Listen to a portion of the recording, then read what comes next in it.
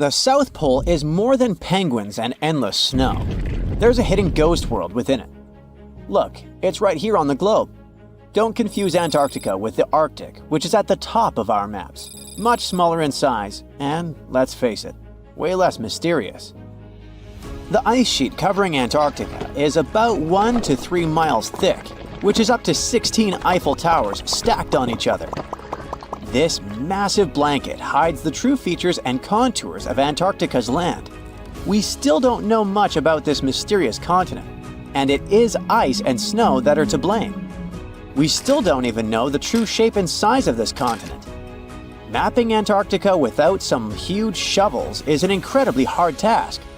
But satellites learned to penetrate the ice with their cameras. And now we know there's actually an enormous, dramatic ancient landscape beneath the snow. The ghost of the past.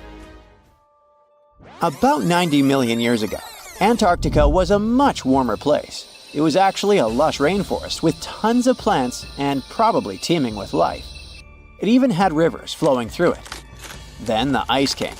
This happened about 34 million years ago, during the transition from the Eocene to the Oligocene, when our planet cooled significantly. It was the beginning of one of our several ice ages.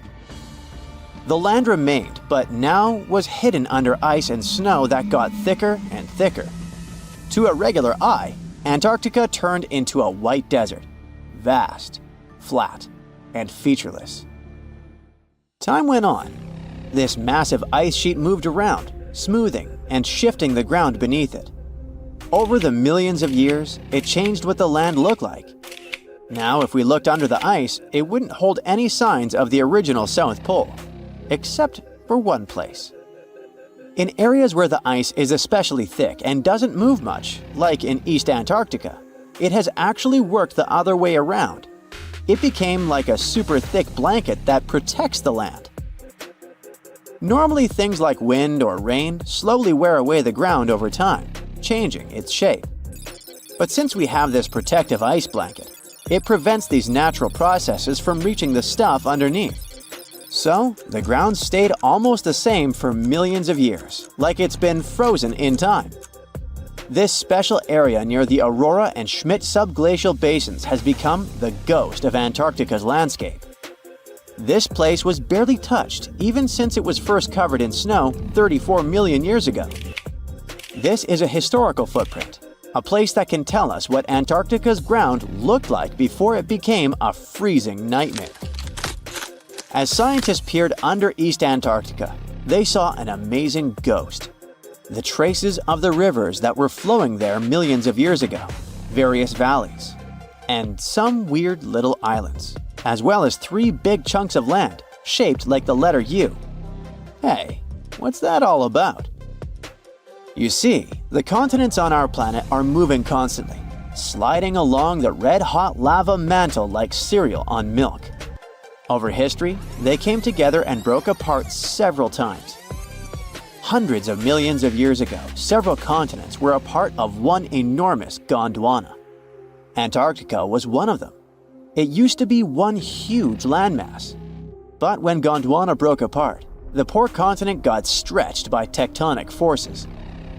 Parts of land were pulled away from each other. Whoosh! And they got torn apart. And that's how we got these big chunks or blocks of land under thick layers of ice. In any case, scientists now want to explore this ghost a bit more. But to study it deeply, they need to actually drill down through the ice, like using a straw to get to the bottom of a thick shake.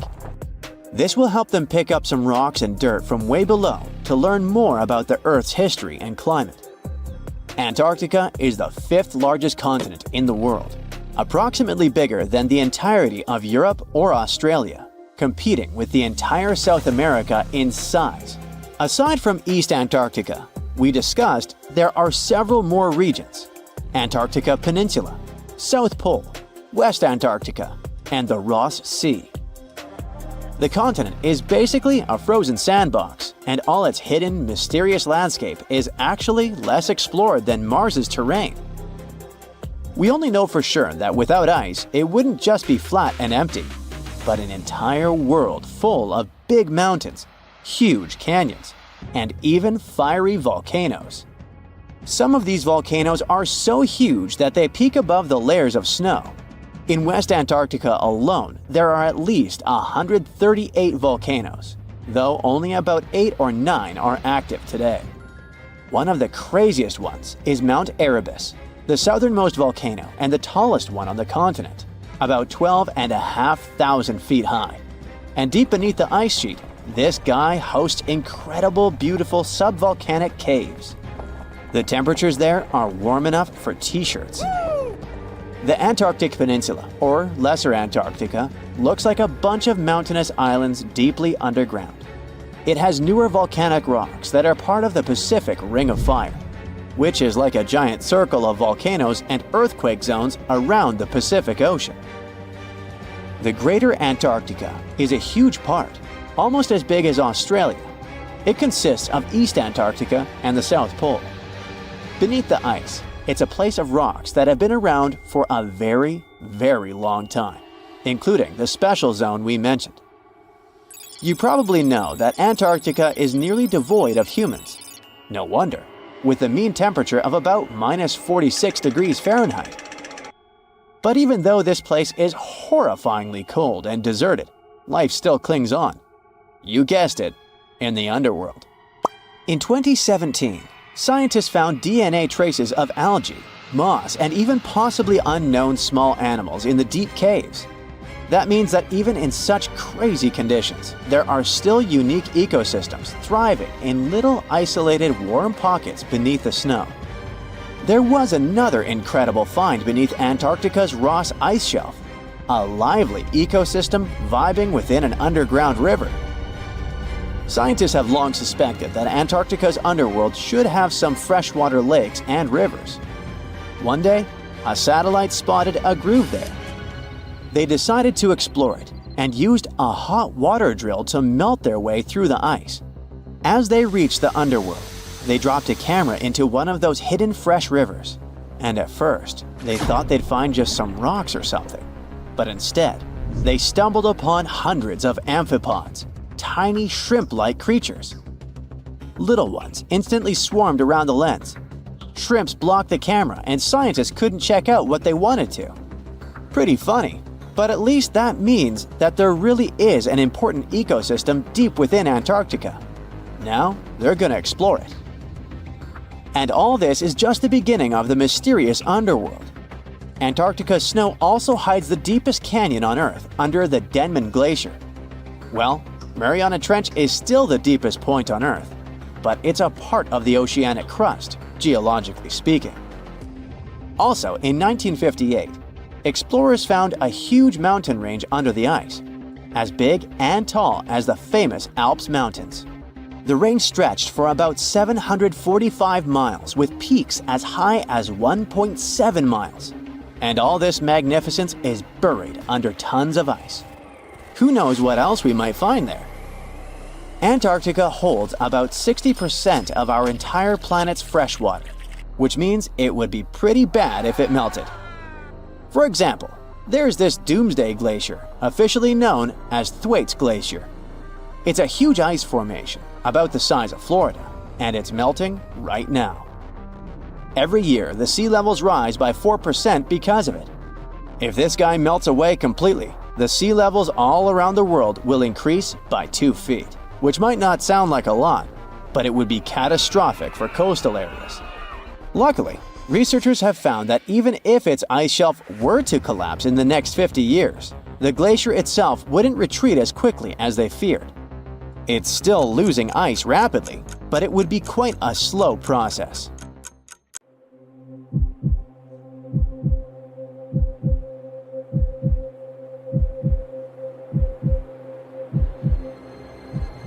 Leave it to people wandering on Google Earth to stumble upon the world's newest and weirdest places ever.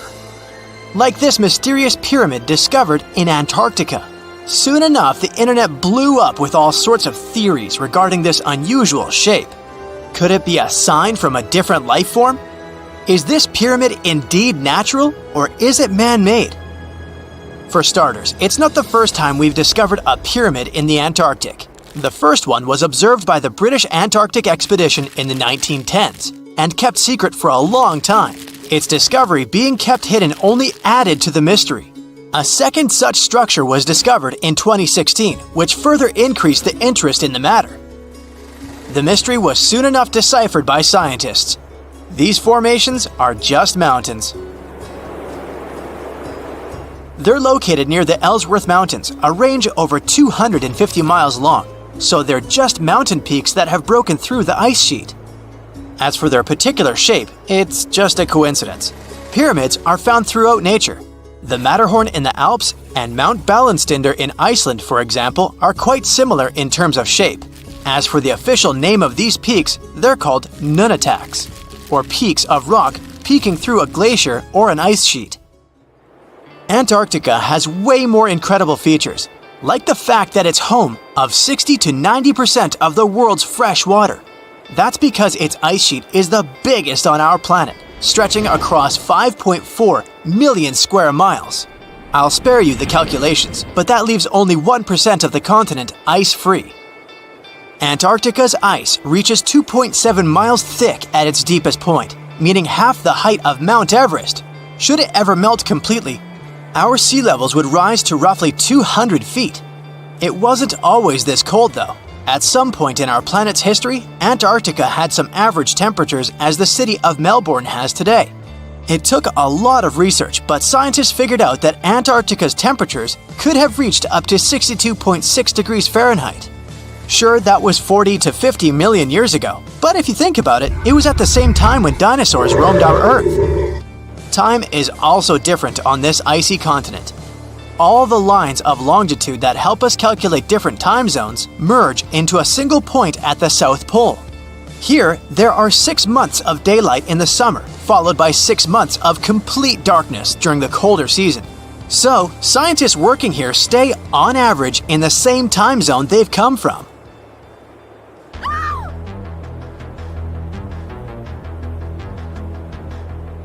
The Blood Falls aren't a chapter of a thriller movie. They are merely a series of waterfalls located in one of the driest regions of Antarctica. They emerge from an underground lake filled with a special type of bacteria. These little organisms use sulfates as fuel instead of sugars, which makes them very intriguing for scientists. The water contained in this lake is so full of iron that it basically just rusts when it meets air. So, the reddish color of the waterfall also gives it its trademark name. The megalodon was the largest predator ever known in our planet's history. In terms of its location, the megalodon lived practically in all waters on our globe, except near the poles. The reason why there are no megalodon teeth found in Antarctica is probably because the gigantic creature was adapted to only warm tropical and subtropical waters. If you plan to visit Antarctica by boat someday, just know you might not get there on a non-metallic boat. The hull of your transportation device must be made of either steel or aluminum to withstand the harsh weather conditions here. Antarctica isn't home to a lot of bugs. In fact, there is only one true species of insect that calls this place home. It's a wingless midge called Belgica antarctica. This fly is so tiny that it only reaches 0.08 to 0.23 inches long, but it's still the Antarctic's largest terrestrial animal. A lot of Antarctic fish also come with an antifreeze substance in their blood.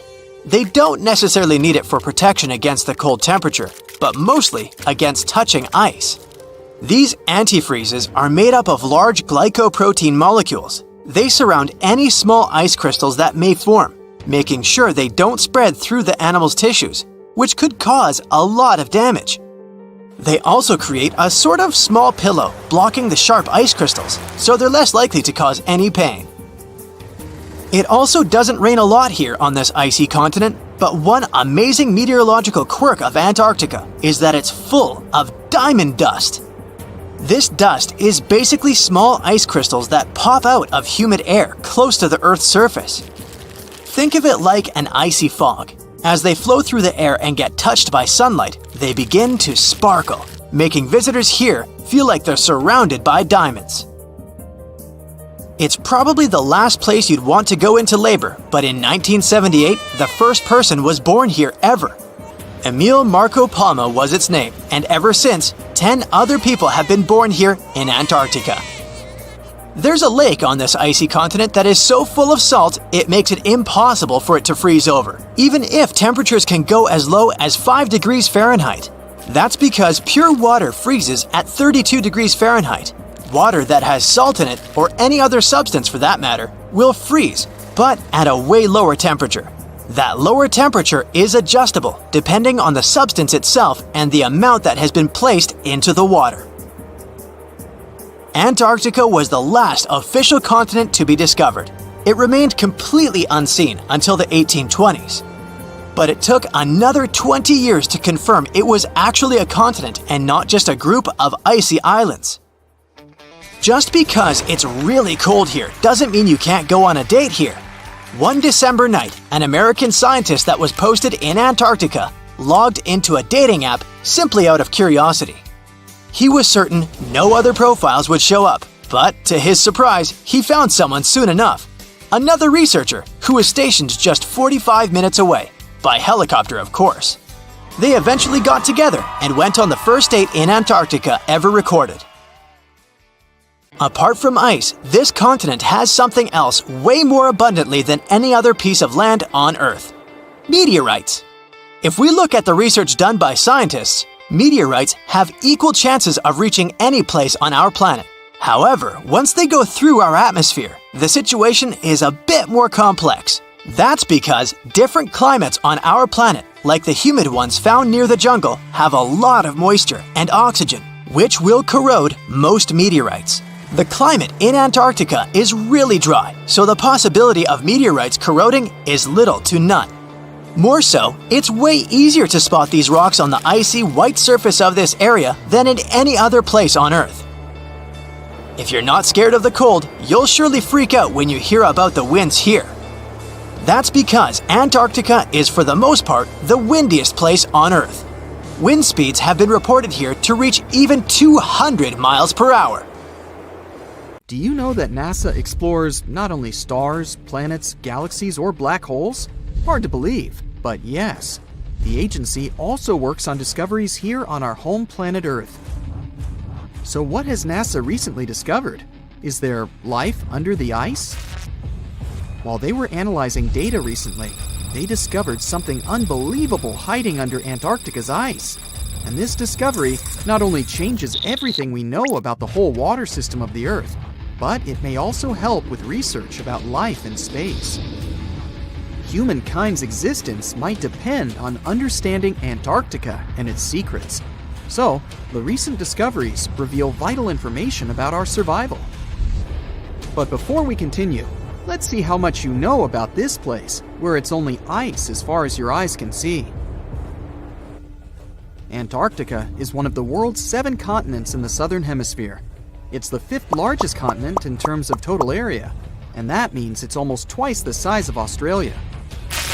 Want to see real meteorites? Go to Antarctica.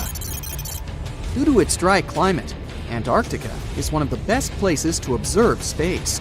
But what's even greater is that you can find meteorites on the white surface of the continent. Scientists have already plucked about 45,000 meteorites from the ice, and they think they can see another 300,000.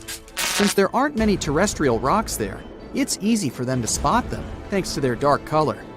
Antarctica's dry desert environment also helps preserve them, even the ones that fell to Earth more than 1 million years ago. And can you imagine any volcanic activity in Antarctica? It's hard. But this place is where fire meets the ice.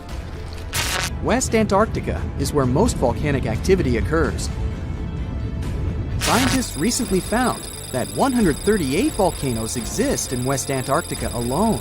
Wow! You would think that Antarctica is always cold, but no. Its coastal regions can get as warm as 50 degrees Fahrenheit. But have you ever wondered what Antarctica would look like if there were no ice? It may seem unimaginable now, but it was not always covered by ice. That was 34 million years ago, though. so nobody could tell how the continent's surface would be without the ice. But NASA changed that. They generated computer simulations and created the most accurate map of it as of today. What they saw was incredible. The continent was not flat at all like it seemed. It's pretty bumpy with valleys, rolling plains, and high mountains. But this was nothing next to what they had discovered under Antarctica's ice. So, what is it? Drum roll, please. NASA found 2 new subglacial lakes. And what's even cooler about it is that they spotted these lakes from space. How is that? If your answer is high-tech satellites, then you're right. In 2003, NASA launched a satellite called IceSat. It measured ice sheet mass balance and cloud and aerosol heights. The satellite also helped create the ice-free map of Antarctica. In 2010, the European Space Agency launched the second satellite, CryoSat-2. It was for tracking the changes in the thickness of the ice. Then, in 2018, NASA launched the third one, IceSat-2, a follow-on to the IceSat spacecraft. It measured ice sheet elevation and sea ice thickness. It was NASA's most advanced Earth-observing laser instrument. It delivered the highest precision data. And when that was combined with the data from the other satellites, it was possible to spot these 2 new lakes near a pair of larger ones. But how is it possible that these lakes exist in the first place? The average thickness of most Antarctica ice is approximately 1.2 miles. However, it can get over 1.8 miles thick in some places, especially during the winter. So, you might think that there's nothing under there, but science says otherwise. It's not quite possible to see it with your bare eyes, but the continent's ice is slowly but constantly flowing in different directions under the force of its weight. But scientists could not figure out how water moved for many years. That started to change in 2007, when data gathered from the IceSat provided insight into what hides beneath the surface. They first discovered an entire network of meltwater lakes connected under Antarctica's fast-flowing ice streams, and there were hundreds of them. Scripps Institution of Oceanography glaciologist Helen Amanda Fricker figured that the elevation changes measured by IceSat happened because of the dynamics of these lakes. They did not hold meltwater statically. Instead, they were filling and draining continuously over time through a system of waterways. And as they did that, the ice above rose and fell. But where do they drain? The ocean, of course, and it drains a lot. A recent study, co-authored by Fricker, found that the drainage of one lake flushed as much as 198 billion gallons into the ocean in only 3 days. Countless mysteries about how nature works are still waiting to be solved. But finding the 2 new lakes will give scientists a better picture of how fast the Antarctic ice sheet will change as the climate gets warmer, and how this will affect global ocean currents and sea level rise. The filling and draining cycle of the lakes also cause the ice sheet to suffer cracks and crevices. So, the information they find from these new lakes will also give them a better understanding of the damage on the surface of the ice. They will also be able to assess how this filling and draining system influences the speed at which ice slips into the oceans and seas. And that means they can evaluate how the added fresh water may alter marine ecosystems. This discovery may also suggest whether life is under the ice. Wow! Scientists drilled through about 3,504 feet of ice and found that water samples taken from one of the lakes contained approximately 10,000 bacterial cells per milliliter. Such a high number of bacterial life is a good sign, because that means the icy waters might also support higher life forms, such as microanimals, and one of these new lakes might even be their home. But the most exciting thing is that the new lakes might help them understand whether life on other planets is possible. Scientists believe any life below the frozen surface of the planet Mars might follow the patterns seen in Antarctica's lakes. So, there is a possibility that they might find critical new information on the type of life that may have existed on the red planet. You wouldn't want to be there during the winter, though. The lowest temperature on Earth you can experience is negative 128 degrees Fahrenheit. In 2010, there was an even lower temperature of negative 135 degrees Fahrenheit, and you may feel this cold much worse due to the strong and dry winds. Did you know that the size of the ice surface on Antarctica also changes throughout the year? It's about 1.2 million square miles during the summer, but when it's winter, it grows to 7.3 million square miles. Yet, despite the change, it remains the largest piece of ice on Earth. Sorry, Arctic, you lose. Do you know these cute little penguins? Consider these animals the locals because there is no native population in Antarctica. It's a no man's land because no single country owns it. But do you know who really owns it? 5 different species of penguins, seals, and killer whales. Ha ha. Despite the continent's harsh conditions, you can visit it as a tourist for fishing and research purposes. Around 5,000 people reside on the continent during summer at research stations. But when winter comes, the number naturally drops down to 1,000. Antarctica's ice blanket makes up 70% of the world's freshwater reserves. Imagine what would happen if it melted. The global sea levels would be raised by almost 200 feet. So, there's a mysterious doorway in the middle of Antarctica. Some people think it's Bigfoot's vacation home, or a shuttlecraft from Star Trek, or maybe a door to Agartha, a mythical kingdom some people believe is located in the center of the Earth. Well, the scientists debunked all these poetic theories and explained that what looks like a mysterious doorway is located in an area of fast sea ice. It's offshore of the coast and is full of little islands with shallow water around them. When ice flows around hard rocks hidden underneath, it can create patterns that look odd but are totally normal.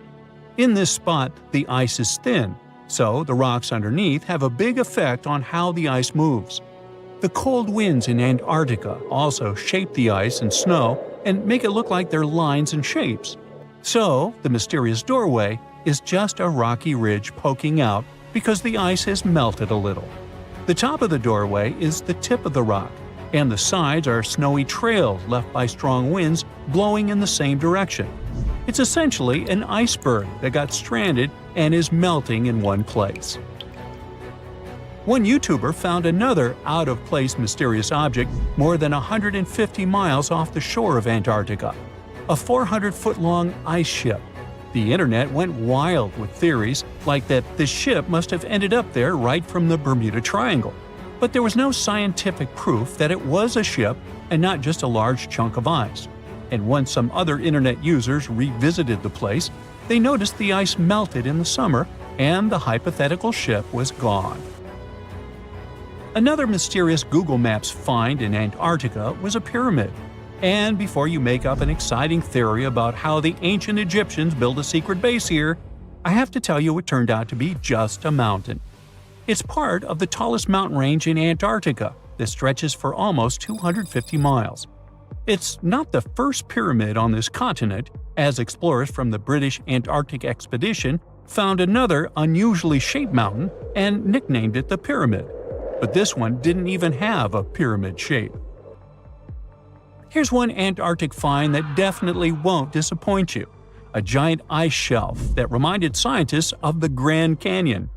A special submarine robot named RAN covered over 600 miles under the thick ice and brought back some amazing footage of icy mountains, valleys, flat plateaus, and swirly patterns made entirely of ice. One of the strangest things RAN found was giant bowl-shaped holes or scoops in the ice. Sadly, scientists lost track of the robot. They think that curious Wendell seals may have accidentally bumped into RAN and caused it to get stuck. To save energy, RAN probably shut itself down, and the scientists couldn't find it again.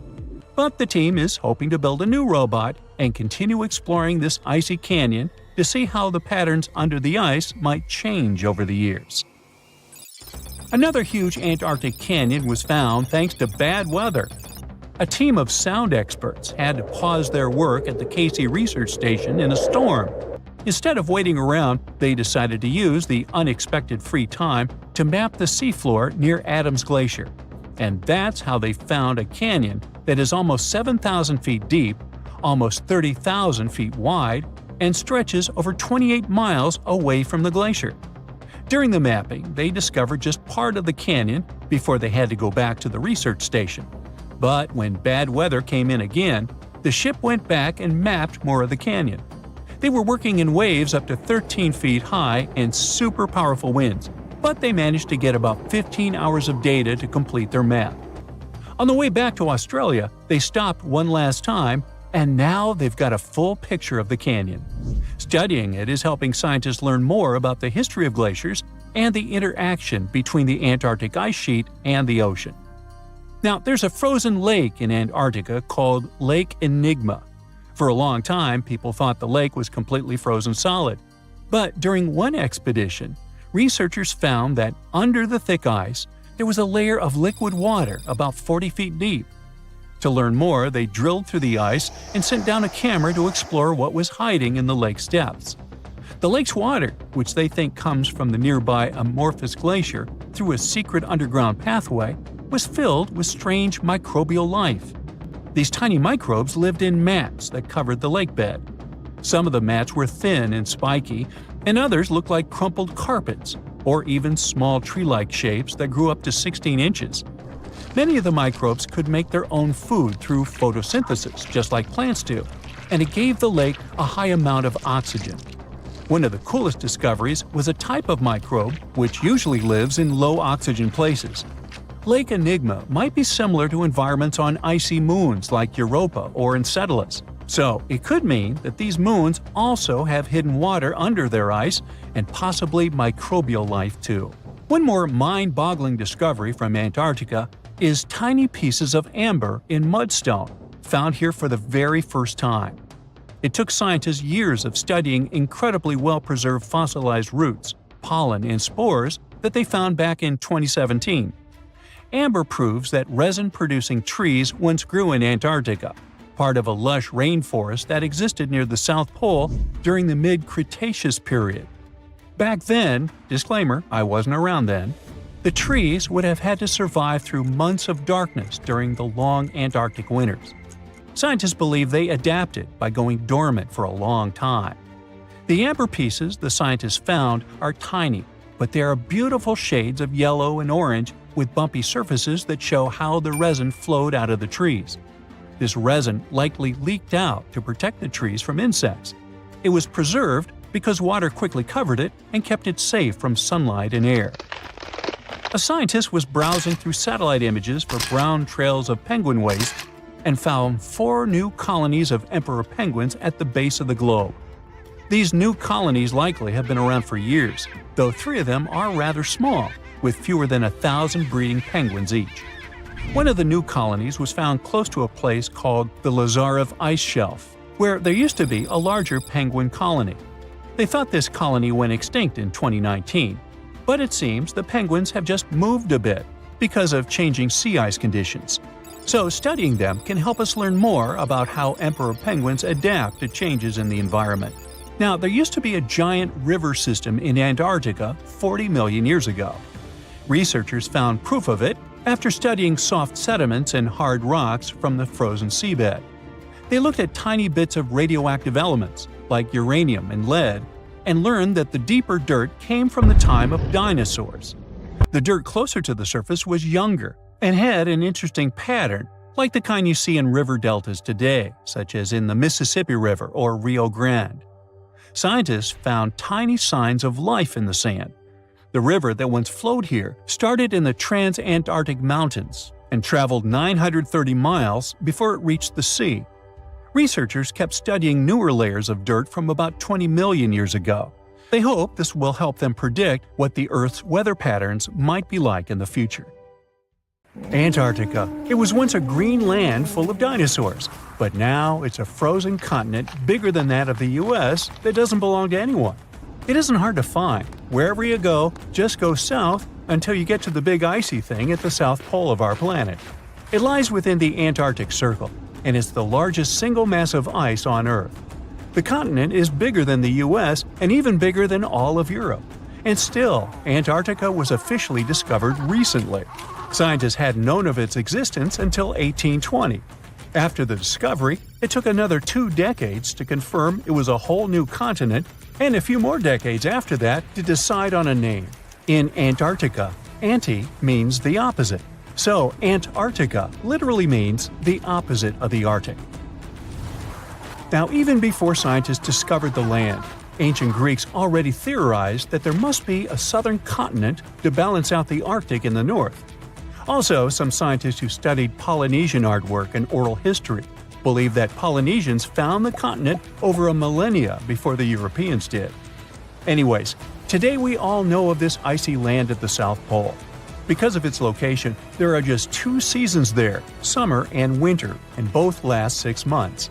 In summer, it's a bit warmer, and the continent exists in pure daylight.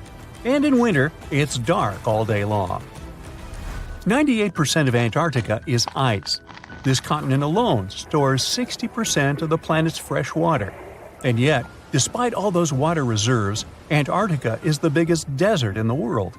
By definition, a desert is an area with sparse vegetation and little snow or rain. Notice that plenty of sand isn't a necessary condition here, even though the continent does have some sand and even sand dunes. It also gets a lot of wind. Antarctica is the windiest continent on Earth, and wind speeds can reach 200 miles per hour. That's even faster than hurricane winds. The little snow the land gets never melts. It just builds up over time, for centuries and millennia. So there's a thick ice layer there. This makes Antarctica full of hidden secrets. There's a whole new world underneath its ice. For example, there are a lot of mountains on the continent that are like 9,000 feet tall. It's taller than 3 Burj Khalifas stacked on top of each other, if we must, and that's currently the tallest skyscraper in the world. But we don't see all those mountains because they're all hidden under the ice sheet that's almost 16,000 feet thick. There's also a lake down there, beneath over 11,000 feet of snow. The lake is called Lake Vostok, named after Vostok Research Station, under which it's located. Originally, it was just a hypothesis. Over a century ago, a scientist suggested that the huge pressure created by tons of ice could decrease the melting point of ice in the lowest layers of the ice sheet, creating liquid water, which could form a lake. He didn't prove his ideas in his lifetime, but others continued his work and confirmed that this theory was true. There's also a canyon in Antarctica, hidden underneath huge masses of snow too.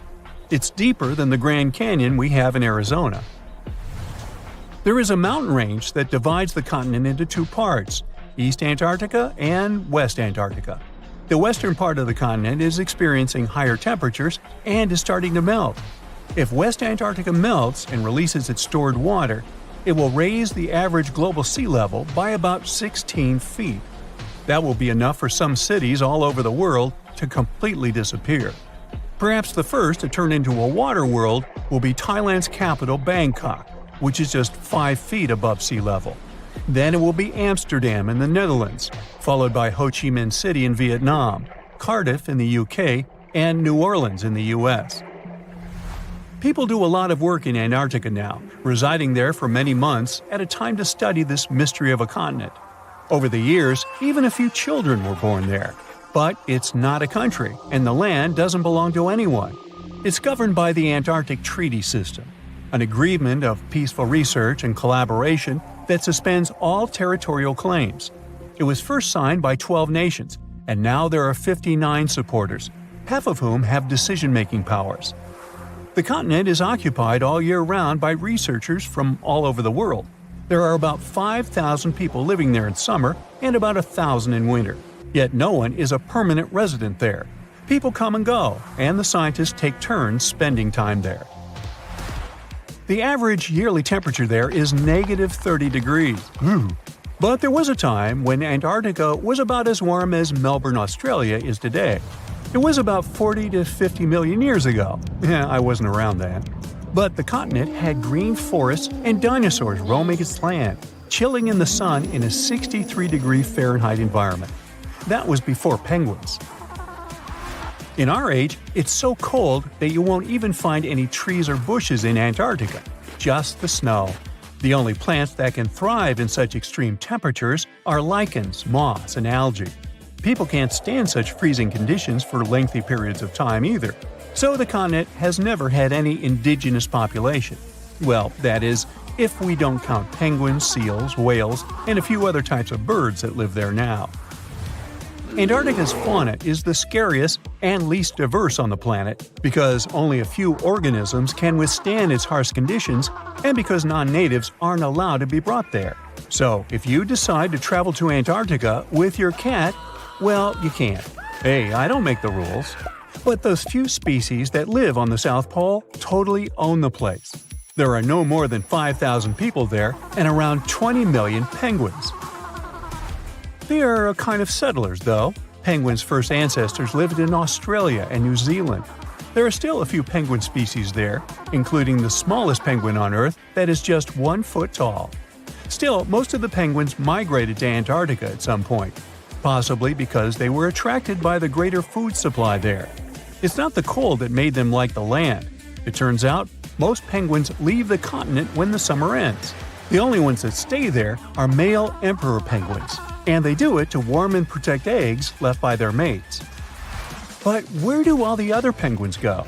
At first it was a big mystery even to scientists, but then they attached some tiny location devices to the legs of a few of these animals and figured it out.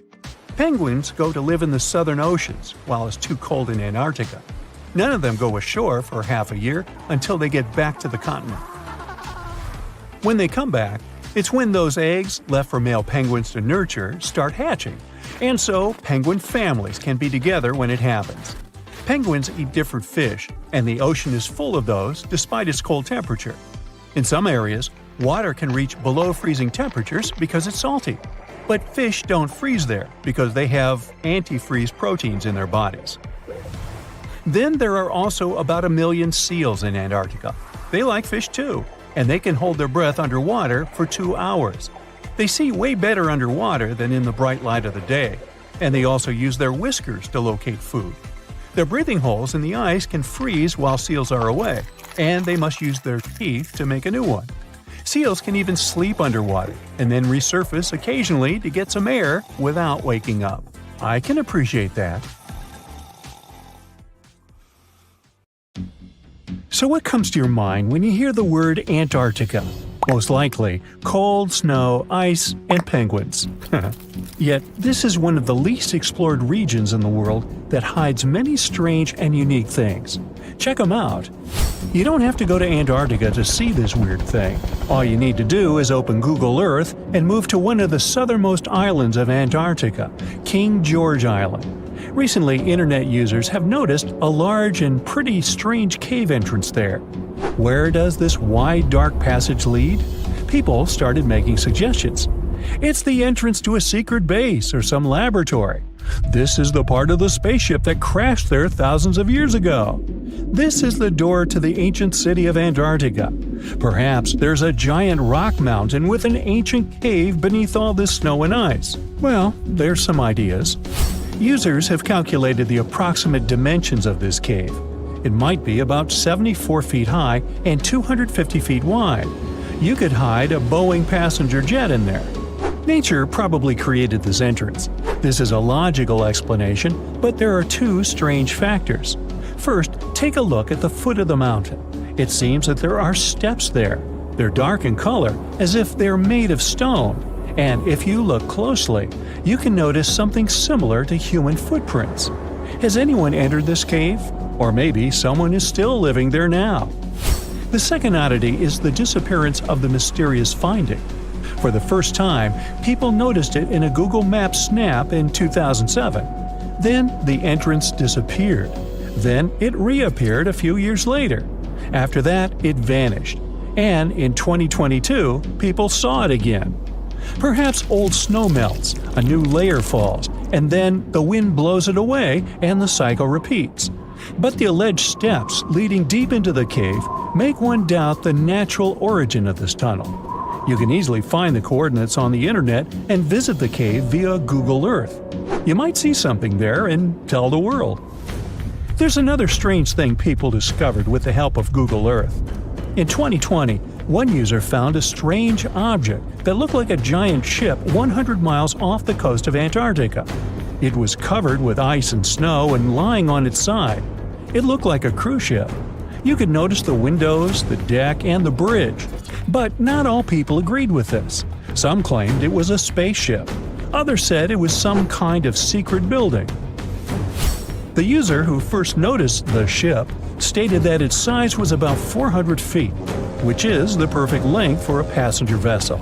But what is this ship doing in such a remote place in the middle of a glacier? How did it get here? Who was its captain? No one has found the answers to these questions yet. In 2016, people using Google Earth discovered a photo of an unknown sea monster floating off the coast of Antarctica. This creature resembled a giant squid with a length of about 200 feet. This is slightly shorter than 3 train cars. Just imagine this kraken swimming in Antarctica's dark, icy waters and dragging to the bottom everything it meets on its way. Maybe it's the great and terrible Chulu, or one of its offspring. You will quickly notice this blood-red waterfall among Antarctica's endless, dazzling white landscapes. Don't worry, it's not blood. For many centuries, the waterfall has been painting snow in a bright red color. The stream flows straight out of a white iceberg. Let's look inside and find out what's happening there. Millions of years ago, there was a small crystal-clear pond, but then a glacier formed around it. A thick layer of ice and snow blocks sunlight, heat, and oxygen access. For millennia, the reservoir remained in this cold vacuum. But at one point, the water made a hole in the icy wall and broke out. When this salty water comes into contact with oxygen, it immediately turns scarlet or rusty. Antarctica is the only place where you can find such a unique natural phenomenon. One of the driest places on Earth is located in Antarctica. It's one of the most lifeless deserts in the world, the McMurdo Dry Valleys. In this desert, you won't see the scorching sun, hot sand, and cacti. A desert means a place with a lack of precipitation and life. The McMurdo Dry Valleys meet these parameters. But this place is also unique for Antarctica, since you won't find glaciers there. Despite the frost, ice can't form in the desert because it hasn't rained for millions of years there. It also never snows. A strong wind coming from the mountains reaches speeds up to 200 miles per hour. It would be difficult for you to stay on your feet there. The wind is filled with moisture. It heats up and evaporates all the liquid and snow in the desert because of its high speed. Only dry air reaches the ground. But you can find several lakes there. They don't freeze, only thanks to the high concentration of salt. The water is so salty that large life forms can't develop there. But scientists have found microscopic organisms near the lakes. 20 million years ago, Antarctica was filled with swamps and trees and swarming with insects and animals. But now, it resembles the surface of Mars, literally. Scientists and astronauts are exploring such regions as the McMurdo Dry Valleys, since the natural conditions there are similar to those on the Red Planet. So, before you go to Mars, you can practice living in similar places on Earth. Also, scientists discovered an underwater world in the Antarctic filled with hundreds of amphipods, crustacean animals similar to shrimp. Wait a minute, it happened in the Antarctic? But the McMurdo Dry Valleys are located in Antarctica. Well, the words are very similar, but what is the difference? Oh, and don't forget the Arctic. The Antarctic is the region in the southernmost part of Earth that houses the continent of Antarctica, and the Arctic is another land altogether. They have the same natural conditions, frost, ice, and snow, but they're located in different parts of the planet. The Arctic is at the North Pole, Antarctica is at the South Pole. Now, back to the discovery. Scientists put forward theories that the ice of the Antarctic hides a vast network of freshwater rivers and lakes. And in 2022, they found a new ecosystem. Researchers explored the Antarctic Ross Ice Shelf and its underwater rivers. This is a massive piece of ice floating in the ocean. A team from New Zealand used a special drilling rig equipped with a hot water supply to drill a hole 1,640 feet deep. That's more than the height of the Empire State Building. Then, they lowered some video cameras and saw thousands of crustaceans swimming in different directions. So it seems they're very unorganized. In the waters of the Antarctic, you can also meet some of the scariest creatures on the planet. These are sea spiders. They got this name because they resemble land spiders, but they're actually a species of marine arthropods. And unlike land spiders, those in the ocean are much larger. They look like 8 strong legs without a body. One such spider can be a dinner plate in width. Some of them have no eyes and have proboscises instead of jaws. Sea spiders are poorly studied because they live in deep, cold waters. Antarctica hides many little-known animals. There are long tunnels in its glaciers leading to scary darkness.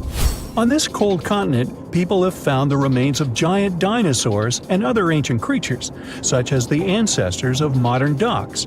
Many underground rivers and lakes hide unexplored wildlife. Even the ice here can be weird. Take a look at these striped icebergs. They have blue, black, green, and turquoise shapes. The color depends on the conditions of the water during freezing. For example, green lines appear because of algae. Blue ones form when the water freezes too quickly. Okay, I'm freezing. Time to go thaw somewhere warmer. Hawaii. Yeah. The Javari Valley in Brazil is an untouched jungled area of 33,000 square miles, slightly larger than Austria. This place is protected to stop outsiders from entering. This isolated area is home to one of Brazil's largest indigenous territories. Here, uncontacted tribes with no understanding of the outside world can live peacefully in the jungle. Observation is only made by officials from the air. It provides a small glimpse and a better understanding of how early hunter-gatherer societies once lived. Up to 3,000 inhabitants, within 14 different tribes, live deep inside the reservation, in up to 19 villages. This makes the Javari Valley one of the largest concentrations of isolated peoples in the world. It's illegal for outsiders to enter this area, as contact with outside humans would be volatile to the natives' health. These remote tribes haven't evolved an immunity to the many bacteria that we have, so it's crucial they are left alone. Within the Vatican, there is a massive secret storage room. It contains up to 52 miles of shelving for archives that date as far back as the 8th century. It contains many significant letters, books, and other documents from notable people collected by the Vatican. One letter from Abraham Lincoln here is from the 1860s, discussing the progress of the USA with the Papal States. Another is from Queen Mary of the Scots when she sought help from the Pope in 1587. And there are even documents regarding the trial of Galileo in the 17th century, as he questioned the true movements of the Earth moving around the Sun. There are 1,200 years of documentation regarding world events. However, most of it is secret, as access is only provided to academic researchers. And to be one of those, you will need to be the minimum age of 75 and must renew your request for access to the room every 6 months. And even then, while you poke through the secret documents, you are under constant supervision of the Swiss Guard. With so much secrecy, it would be interesting what else could be hidden in these confidential documents. Halfway between Hawaii and Australia lies the lonely Howland Island. It has a long history of being an isolated and unforgiving location. Since 1857, miners spent 2 decades extracting bird droppings that were centuries old, a valuable fertilizer at the time. The island was abandoned until 1935, when the USA attempted to make a colony there. They were excited to build its first airport. They expected it would one day be a great location for a stopover flight, creating an easier connection from Australia to California. A flight path had even been prepared on Howland Island for the arrival of Amelia Earhart. It was all set up as a landing point for her circumnavigational flight of the globe. Unfortunately, Amelia lost contact before making it to the Isle. The dream of the airport to be used on the Trans-Pacific flight path was abandoned, and the colony soon dispersed with no further attempts to repopulate it. But the island is now a protected reservation for the fragile ecosystem that surrounds it. It's visited once every 2 years to assess the regeneration of wildlife. and no one is allowed to enter without official authorization. Heard Island is an offshore territory of Australia. 80% of it is covered in ice, and it has the country's only active volcanoes. It's also surrounded by glaciers, with the highest descending to sea level from 7,900 feet. If you're lucky enough to gain authorization to access the island, you can do this only by sailing 4,000 miles across rough seas. After you've successfully sailed the long voyage, you'll find yourself in this uninhabited 142 square mile territory. Congrats! You've made it to one of the most isolated places in the world. Only whalers and sealers sometimes lived here until the 1880s. And since these whalers left, only researchers have made the daring voyage. Since 2011, no one has returned. All the buildings have broken down over the years from the extreme weather, so it's not the best option for a vacation. With freezing temperatures and powerful winds that can reach 110 miles per hour, only the hardiest of plants and animals can survive this place. In France, there's a network of caves called the Lascaux Caves that provides artwork that is truly unique. Wall paintings that date back 17,000 years ago from the early Magdalenian age provide around 6,000 images. They decorate the walls, giving a great insight to what types of animals existed in that ancient period. Some of the animals portrayed have been extinct in France for thousands of years, like the ancient aurochs and rhinoceros. Painted in a mixture of red, yellow, and black colors, made from several different mineral pigments, the pictures depict what hunter-gathering societies hunted from the region, but the ingredients were vulnerable from tourists' visits, which were then stopped in 1963. The carbon dioxide from the visitors' breath and presence of light caused lichens, crystals, and molds to appear in the caves, which provided potential damage to the minerals of the paintings. These caves are now heavily restricted for entry, but replicas of the paintings have been made available to provide a similar experience. Canada is the second largest country in the world, although the northwestern part is mostly unpopulated. One island in this area, Devon Island, is the largest uninhabited island on the planet. It covers a massive area of 12,000 square miles, almost the same size as Croatia. People struggled to live in this desolate land. The Inuits tried for a while, but even they decided to give up on this unforgiving land in the 1930s. With low precipitation on the island, harsh winds, and freezing temperatures, it can only support microclimates of vegetation. Settlements were also abandoned in 1951, since they weren't economically viable with the limited resources Devon Island had to offer. However, today, due to its similarities with Mars, scientists make the difficult journey to research the island. The environment is very difficult to live in, with its poor terrain, freezing temperatures, and isolation. So, it's become a perfect match for NASA to test equipment and crew for future missions to Mars, the Moon, and even asteroids. Halfway between the North Pole and the northern coast of Norway sits the Svalbard archipelago. This isolated island is covered by snowy tundra.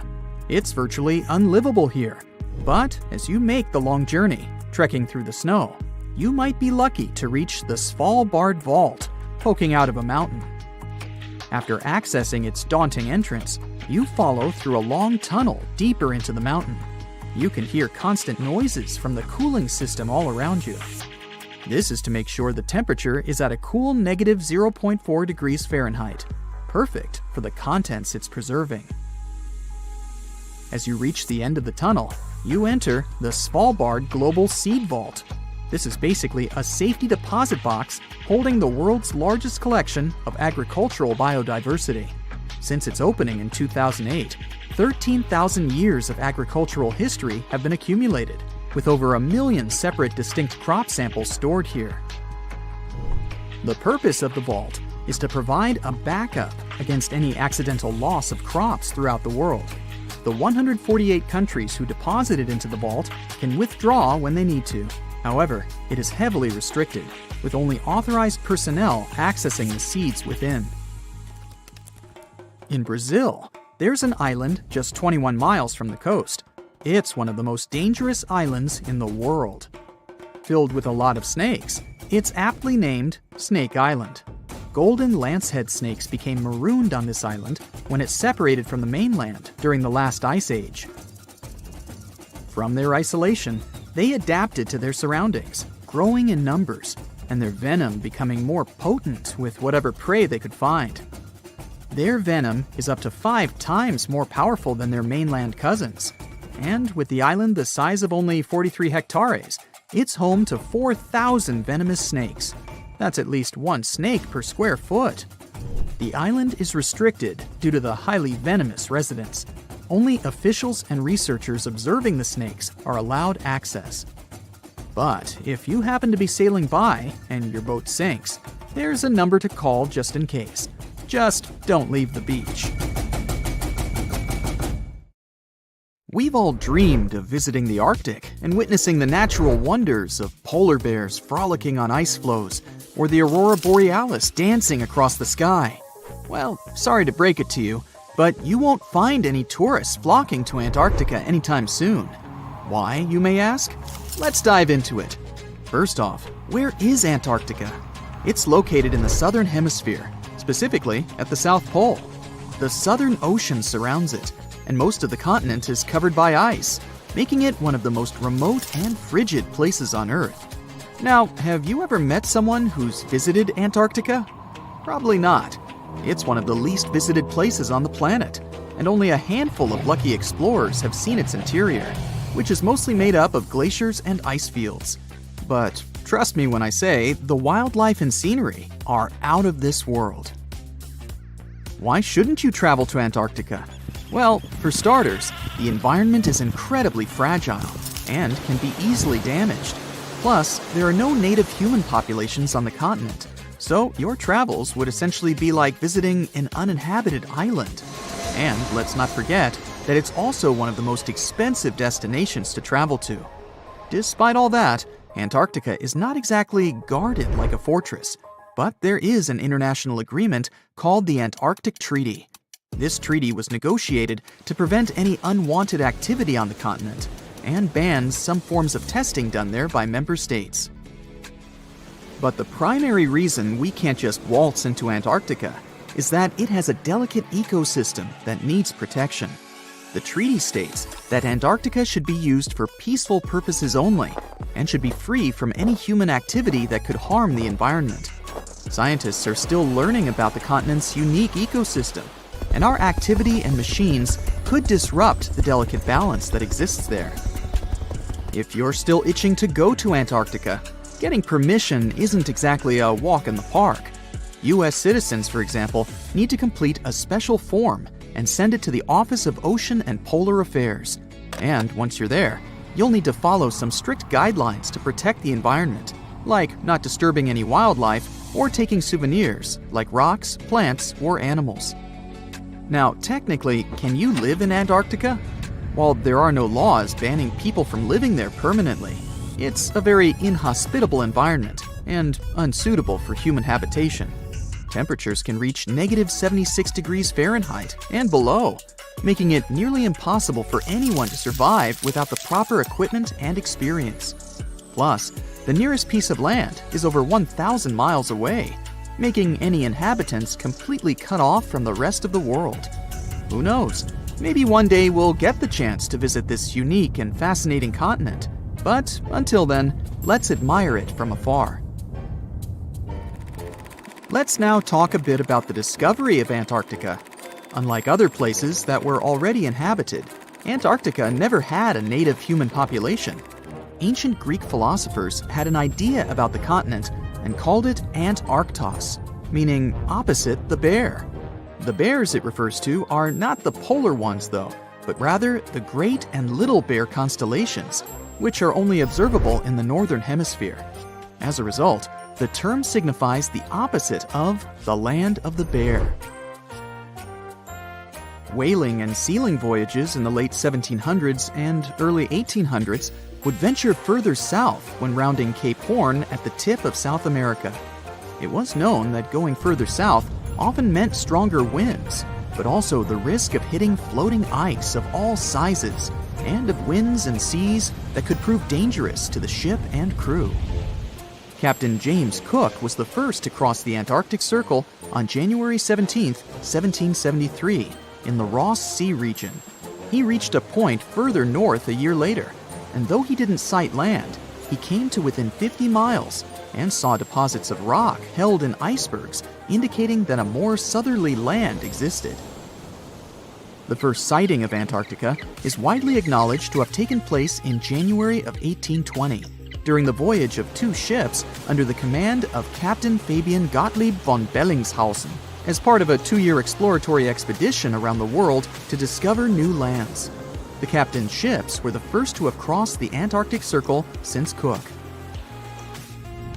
The first undisputed landing on Antarctica didn't happen until much later, on January 24, 1895, at Cape Adare during the whaling voyage of the ship Antarctic, led by Henrik Bull. A small boat with 6 or possibly 7 men on board rowed ashore during calm conditions. You might not believe it, but Antarctica is actually a desert. With all that ice, you'd think it'd be like a winter wonderland with snowball fights and hot cocoa all day long. When we think of deserts, we picture camels and cacti and people struggling to find water. But in Antarctica, it's a whole different story. The struggle isn't to find water, it's to find anything that's not covered in ice. And the average rainfall has been just over 0.4 inches in the past 30 years. That's like a few drops of rain compared to what we're used to. So technically, it's not the dunes or sizzling heat that makes a desert, well, a desert. It's the lack of precipitation. But don't worry, if you ever find yourself lost in Antarctica, you won't have to worry about getting thirsty. Just make sure you bring a jacket and some mittens, because it's cold enough to make you into a popsicle. Not only is Antarctica one of the driest places on Earth, but it's also the coldest, the windiest, and the highest. Talk about overachieving. The penguins and scientists down in Antarctica have at times found themselves in a bit of a pickle when it comes to time. You see, unlike the rest of us on this big blue planet, there is no Antarctica time zone. All the lines of longitude meet at a single point at the South Pole, making it a bit of a head-scratcher when trying to figure out what time it is. Now, you might be thinking, but how do the scientists and researchers keep track of time down there?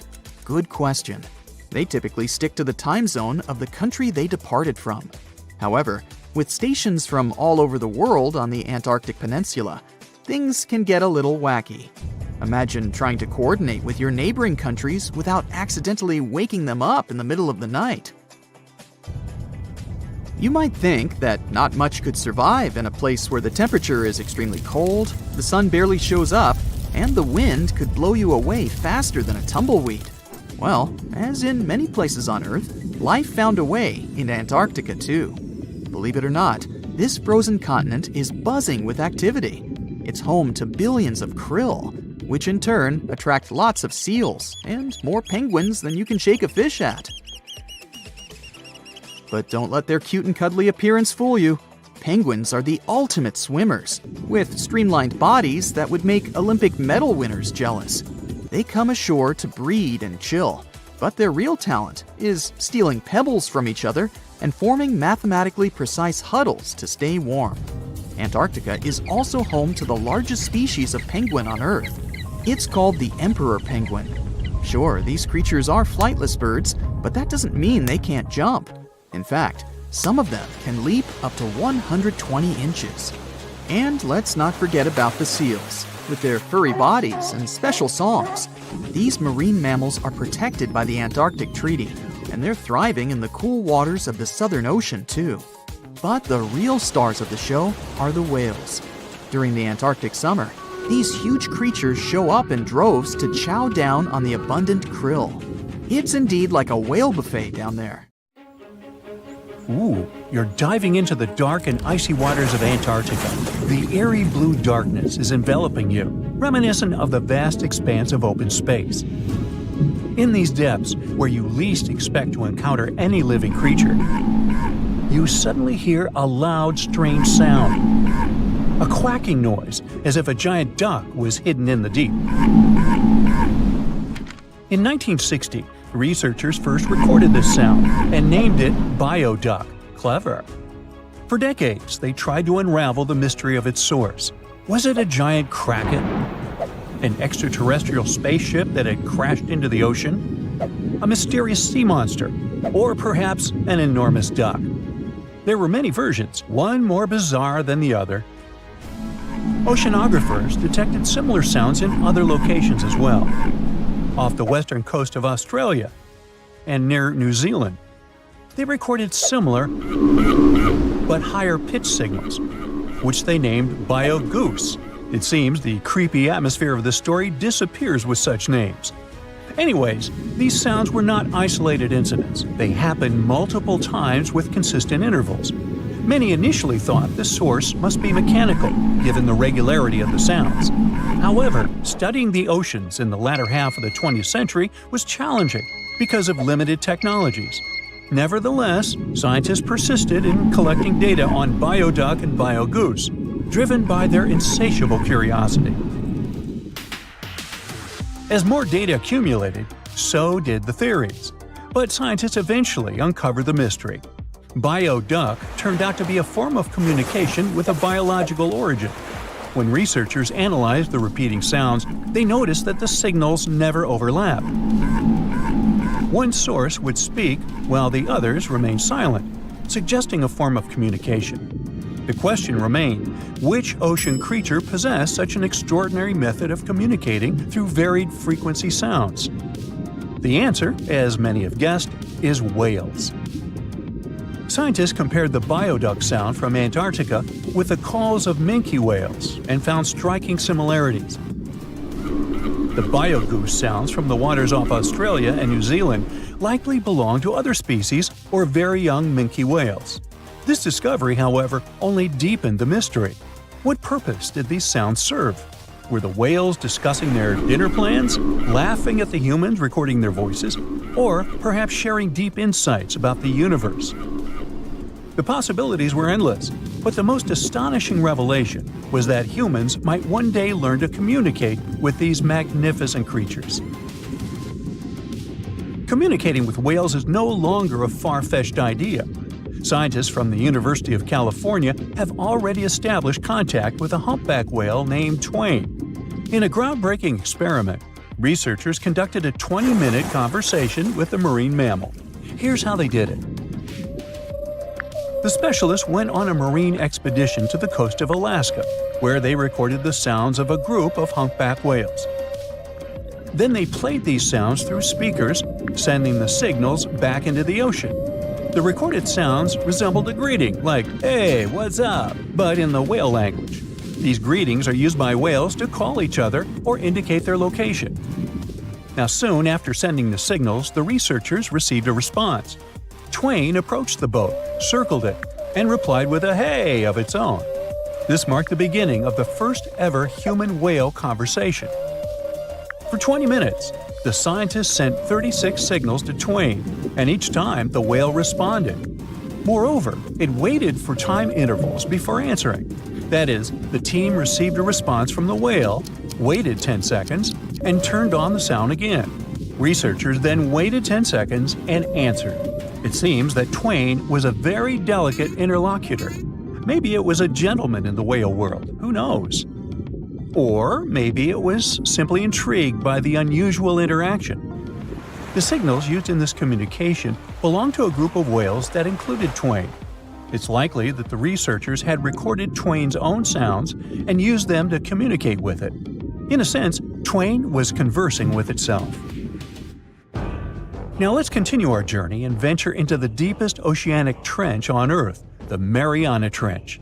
A quick reminder, the Mariana Trench is a colossal chasm in the ocean floor, stretching over 1,500 miles south of Japan and reaching a depth of nearly 36,000 feet at its deepest point. To put that into perspective, the height of the Burj Khalifa, the world's tallest building, is like 1/10 of the Mariana Trench's depth. Now imagine this. In this deep, dark abyss, scientists recorded a strange sound.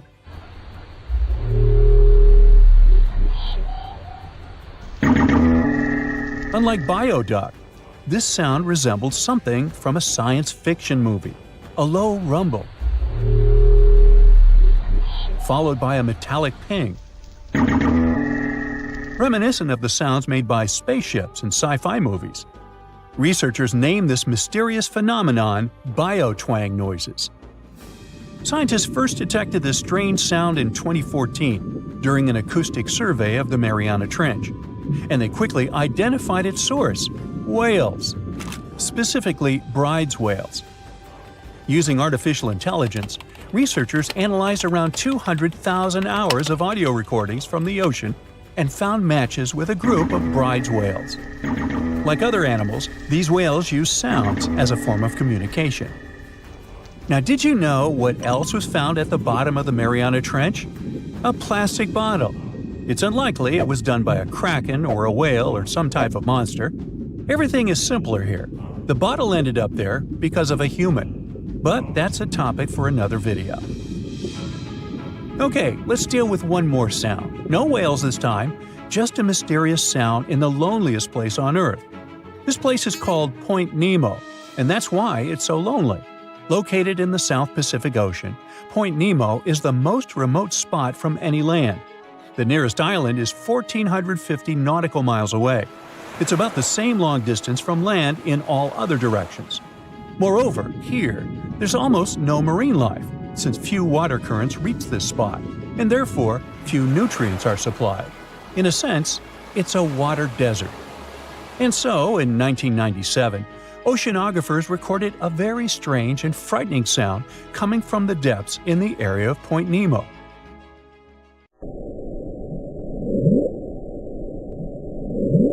It was something gigantic and scary. People called it the bloop.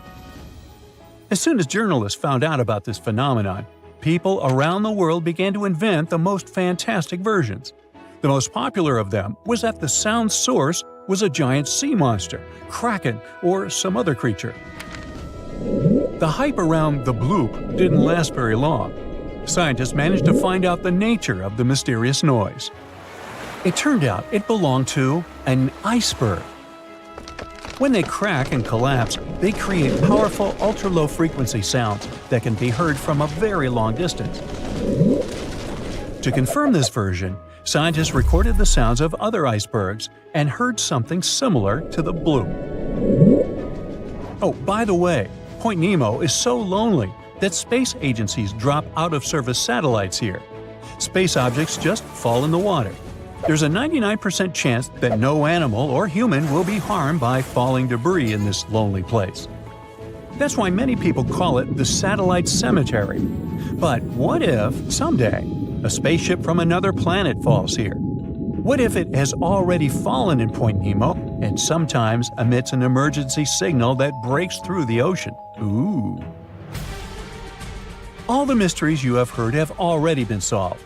How about we end this video with a mystery that still baffles scientists? Meet upsweep.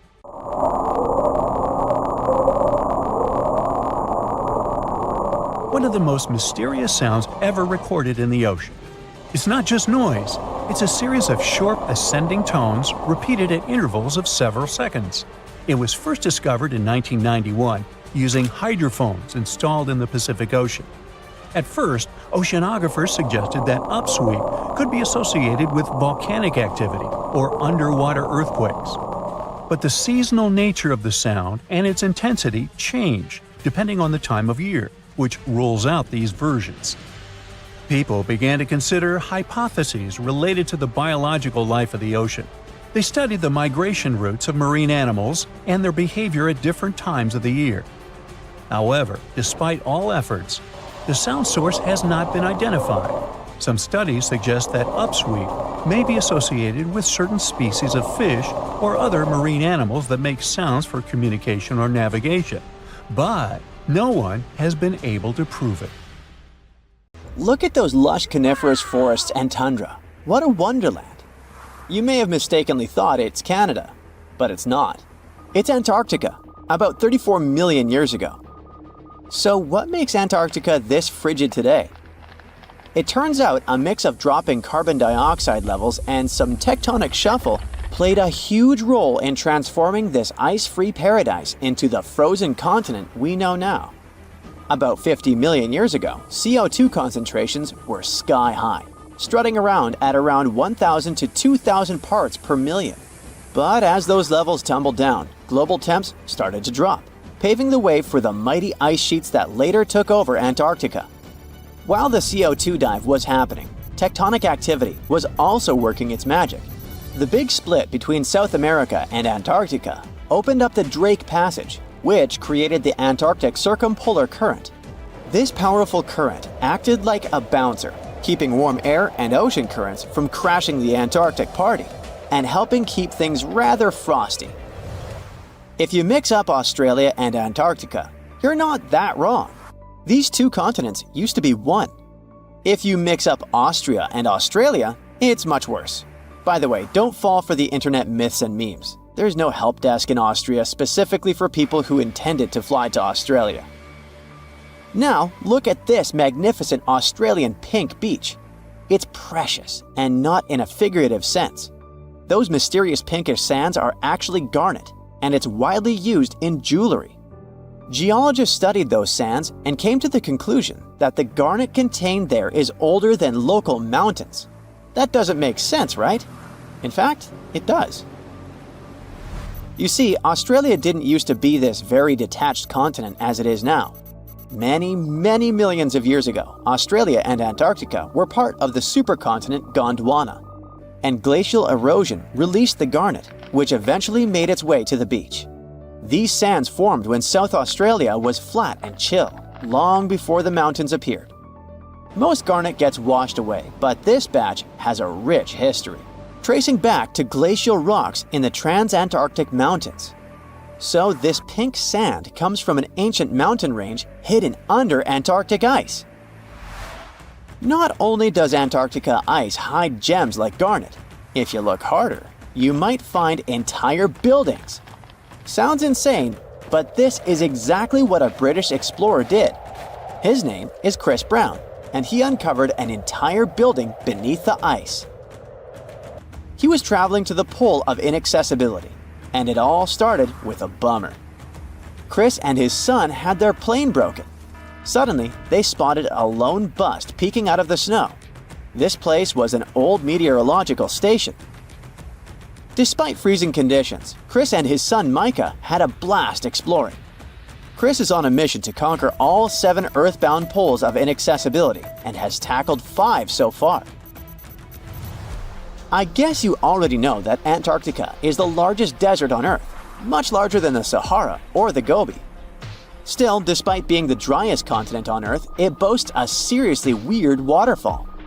Nestled in the mesmerizing McMurdo Dry Valleys, it's 5 stories tall and looks like it's gushing blood. It's even called Blood Falls. It may look outlandish and even frightening, but its nature can be easily explained. The water that creates this crimson cascade was once a salty lake, but over time, it became sealed off from the outside world when glaciers formed on top of it. Now, this ancient water hanging out 1,300 feet below the surface has cranked up its salt levels to 3 times saltier than the ocean. This salt water is also loaded with iron and gets 0 oxygen or sunlight. When the iron-rich water trickles through a crack in the glacier and meets the air, it rusts up, turning dark red. You may have mistakenly heard that no bug species belongs to Antarctica, but it's not exactly true, because there's this tiny Antarctic midge living there. Plus, there are some spiders too. Those aren't your average spiders hanging out in the darkest corners of your apartment. Those are critters lurking in the chilly darkness of the Antarctic ocean floor. These little marine creepers are actually arthropods and can stretch around 20 inches across. As if that wasn't bizarre enough, they also breathe through little holes in their legs. Quick question. What's the color that you associate most with Antarctica? I'm sure it's white. That's my association too. However, Antarctica may look like a slice of watermelon. That colorful snow comes courtesy of a tough little algae called Chlamydomonas nivalis. When things start to warm up during the Antarctic summer, These little guys release their vibrant red and green spores, painting the snow in wild and funky colors. But it's best to steer clear because that snow is not just a pretty sight. It's also toxic and definitely not edible. Searching for fossils is always a blast, but when you're in one of the most remote spots on the planet, it gets even more exciting. A diverse team of scientists recently hit the mother lode, pulling in over a ton of fossils from ancient marine life, dinosaurs, and birds from the late Cretaceous period, about 71 million years ago. Their adventure kicked off with a flight to South America, followed by a 5-day trek through the infamous Drake Passage. Upon reaching Antarctica, they set up camp using helicopters and inflatable boats. You might be thinking, why dig in Antarctica with all that ice? Well, it turns out there are places where rocks pop up, depending on the season. The team went to James Ross Island, located in the Antarctic Peninsula, and they went there during February and March. And that's one of the few parts of Antarctica where in summer, rocks are exposed, and those rocks can come from the age of dinosaurs. The expedition was a success, as they discovered over a ton of remarkable finds. Next up, the fossils will head to Chile before making their way to Pittsburgh's Carnegie Museum of Natural History. Among their discoveries, they found relics dating back about 71 million years, alongside some around 67 million years old, including plenty of snails, clams, and various marine creatures. Yikes! Look at this creepy sea worm. It could live in LA and be a star in a horror movie, but it chooses to call the chilly waters of the Southern Ocean near Antarctica its home. These worms can grow up to 8 inches long and 4 inches wide, but don't let their spooky exterior trick you. Research suggests they might actually be superheroes in disguise, playing a vital role in keeping ecosystems buzzing. Now, see that head? It's not really a head. It's just a retractable throat that helps this toothy creature chow down on its meals. Antarctica has many creepy critters to offer. Let me introduce you to the Antarctic strawberry feather star. It's not like Patrick from SpongeBob, though. It's more like a deep-sea creature straight out of a horror movie. Picture this: 20 wiggly arms, some stretching up to 8 inches, all decked out with these bizarre little bumps. Yikes indeed. Back in 2014, scientists buried 34 seismic monitors in the snow on the Ross Ice Shelf, which is huge. Think of it as an ice slab the size of Texas, just chilling over the Southern Ocean.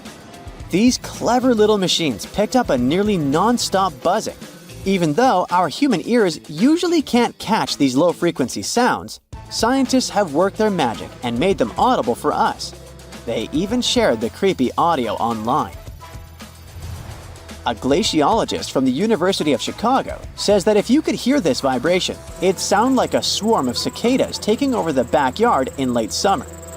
But these glacier explorers weren't trying to capture spooky tunes. They're actually on a mission to monitor the Ross Ice Shelf because things are heating up, literally, and the ice is melting faster than ice cream on a hot day. Ice shelves are like Earth's safety plugs, keeping all that massive ice from surging into the ocean. So what exactly is making all that noise? It's likely just strong winds whipping across ice dunes, creating a kind of natural vibration. Consider Lake Enigma. What a fitting name. It's already strange enough because it's not even supposed to exist. But now, we stumbled upon actual life deep beneath it. And this just might help NASA in their search for life in outer space. The lake lies deep in the icy heart of Antarctica, so it's not really a water pool like we're used to, more like a lake-like block of ice, or so we thought. Just recently, Italian scientists discovered a secret that had been buried for ages, an actual body of water, and in this water, life is thriving. Various microorganisms, and even some weird little hunters, which is super weird, since Enigma sits in a remote and harsh corner of our planet, the northern Victoria Land in Antarctica. The entire South Pole is cold, but in this place, temperatures can plummet, to a horrifying minus 41 degrees Fahrenheit, though on average it's around 7. Brr, chilly. Like we said, this lake shouldn't even be there at all. Antarctica is technically the largest desert on Earth, even though it's covered in snow, because it's super dry. There are 0 rains, truly little snowfall, and the sun barely evaporates anything. And even if there is some water, the insane winds make sure to dry everything out super quickly. Putting on our thinking caps, this lake should lose an unimaginable 7 million cubic feet of water every year. Yet, the water remains. Why? No one knows. Scientists say there could be something deep underground that refills it constantly. They just have no idea what that might be. Maybe deep underground rivers, melting ice, or something else entirely. But hence the name, the Enigma Lake. The block of ice we mentioned is permanent and super thick, at least 36 feet of it, and that's higher than a 3-story building. So researchers decided to check out if there's anything beneath it. They used a so-called ground-penetrating radar, a super smart echo detector for the ground. This radar sends invisible radio waves into the Earth. When they hit something underground, like rocks, water, or anything else, they bounce back to the device. By measuring how long it takes for the signal to return and how strong they are, we can determine the distance and what exactly the radar hit. That's how animals like bats, whales, and dolphins can see underwater. And we humans stole this cool nature idea to research buried structures and hidden caves. Scientists used this device all over the Enigma surface. This way, they were able to create an entire map of this under-ice world beneath. The water itself wasn't surprising. It's the unique ecosystem in it that shocked them. Unfortunately, no secret monsters or extraterrestrial secrets this time. But there are microorganisms there that may not exist anywhere else on Earth. Somehow, these creatures have managed to survive in complete isolation and extreme cold. It's not that we don't know these microorganisms, we've met them before, just not exactly like this. There are a couple groups hanging out down there. The first one is Bacteroidota. They love breaking down complex molecules, especially in your stomach, and help digest tough plant fibers. They mostly hang out inside us, but in the outside world, we might occasionally find them in soils and oceans. Then Actinobacteriota, genius chemists among bacteria. They decompose organic materials and help the soil get healthier. They're also famous for producing antibiotics, so we owe a lot of our medicine to them. The third one is Pseudomonadota. These guys weren't a surprise. They're crazy adaptable. They can thrive pretty much anywhere, from soil to water to the human body. Some of them are good, helping plants grow and in nutrient cycles, but others can be opportunistic pathogens. Ooh, bad guys. But what is actually a surprise is that Lake Enigma has tons of passibacteria. They're ultra-small even for microorganisms and can barely do anything themselves. So they prefer to live in symbiosis or be little parasites, relying on their hosts for nutrients and other necessities. All these little chompers might be ancient. They could be remnants of a time before the lake froze over completely, which is hundreds of thousands of years ago.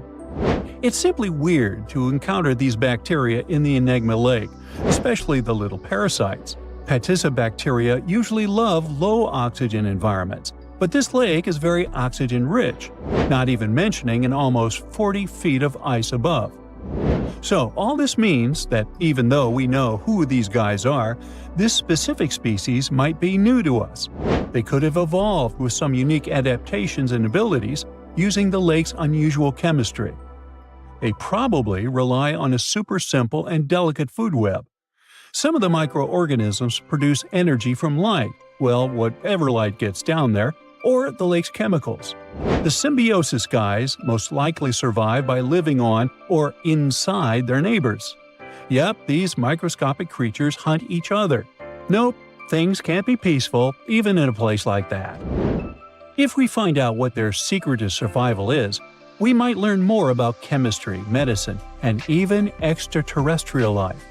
Because if life can endure such extreme conditions, then it can probably appear pretty much anywhere, including our closest neighbors, Europa or Enceladus, the moons of Jupiter and Saturn. They definitely hide oceans beneath their frozen surfaces, and now there's a very high chance there might be some life there. Antarctica must be the closest thing we have to extraterrestrial exploration before we actually land on other planets. It's full of hidden mysteries and surprising creatures. Even outside of Lake Enigma, the South Pole harbors life. Just take the McMurdo Dry Valleys, which are often referred to as Earthly Mars. These are among the most mysterious and extreme places on our planet. They're stretching across Victoria Land in Antarctica, and this is one of the driest places on Earth. Makes sense if you remember the name. Surprisingly, unlike other parts of the South Pole, this land is almost entirely devoid of snow and ice, just lots of super cold ground. There might even be some sand dunes nestled here and there between the rugged mountains. The ground is mostly covered in loose gravel, scattered with ancient rocks made of granite, and something interesting called gneiss, just spelled differently. It's the type of rock that's been through a lot, literally. It's usually born when granite and sedimentary rocks have to endure insane pressure or horrifying heat for a while, a process called metamorphism. These conditions are so intense that they literally rearrange the minerals into layers. That's why gneiss has such beautiful foliated looks. It's the planet's version of baking a layered cake. It's amazing because this place is almost exactly the way it was millions of years ago. These valleys are frozen in time, and they give us a little glimpse into Earth's distant past. And that includes life. Once again, local winds are absolutely terrifying gusts of cold air racing downhill, and they evaporate snow faster than it can even melt.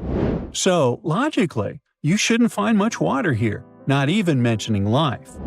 But somehow, you can still stumble across frozen lakes and saline ponds in the dry valleys. And local life stretches all reason and our understanding of biology. It exists inside the rocks themselves. Microorganisms are hidden in slightly moist cracks and crevices. Deep inside, there's endolithic bacteria.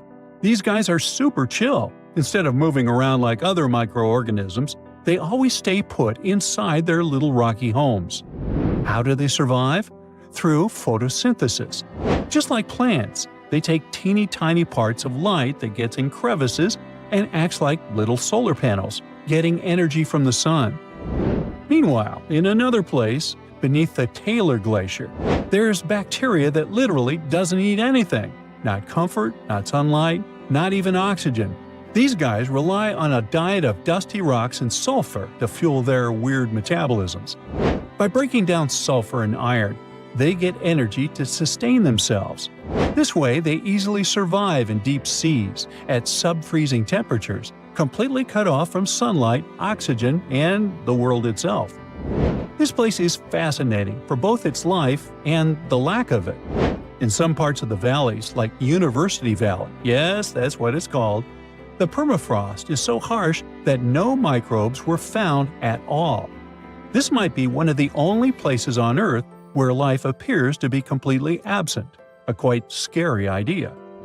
Anyway, now scientists are thinking about learning more about Lake Enigma and drilling this Mars-like environment, exactly for that reason, to see how we could get samples from Mars in the future. You're down in one of those polar seas where the Brinacle, eerily called the Finger of Death, is born.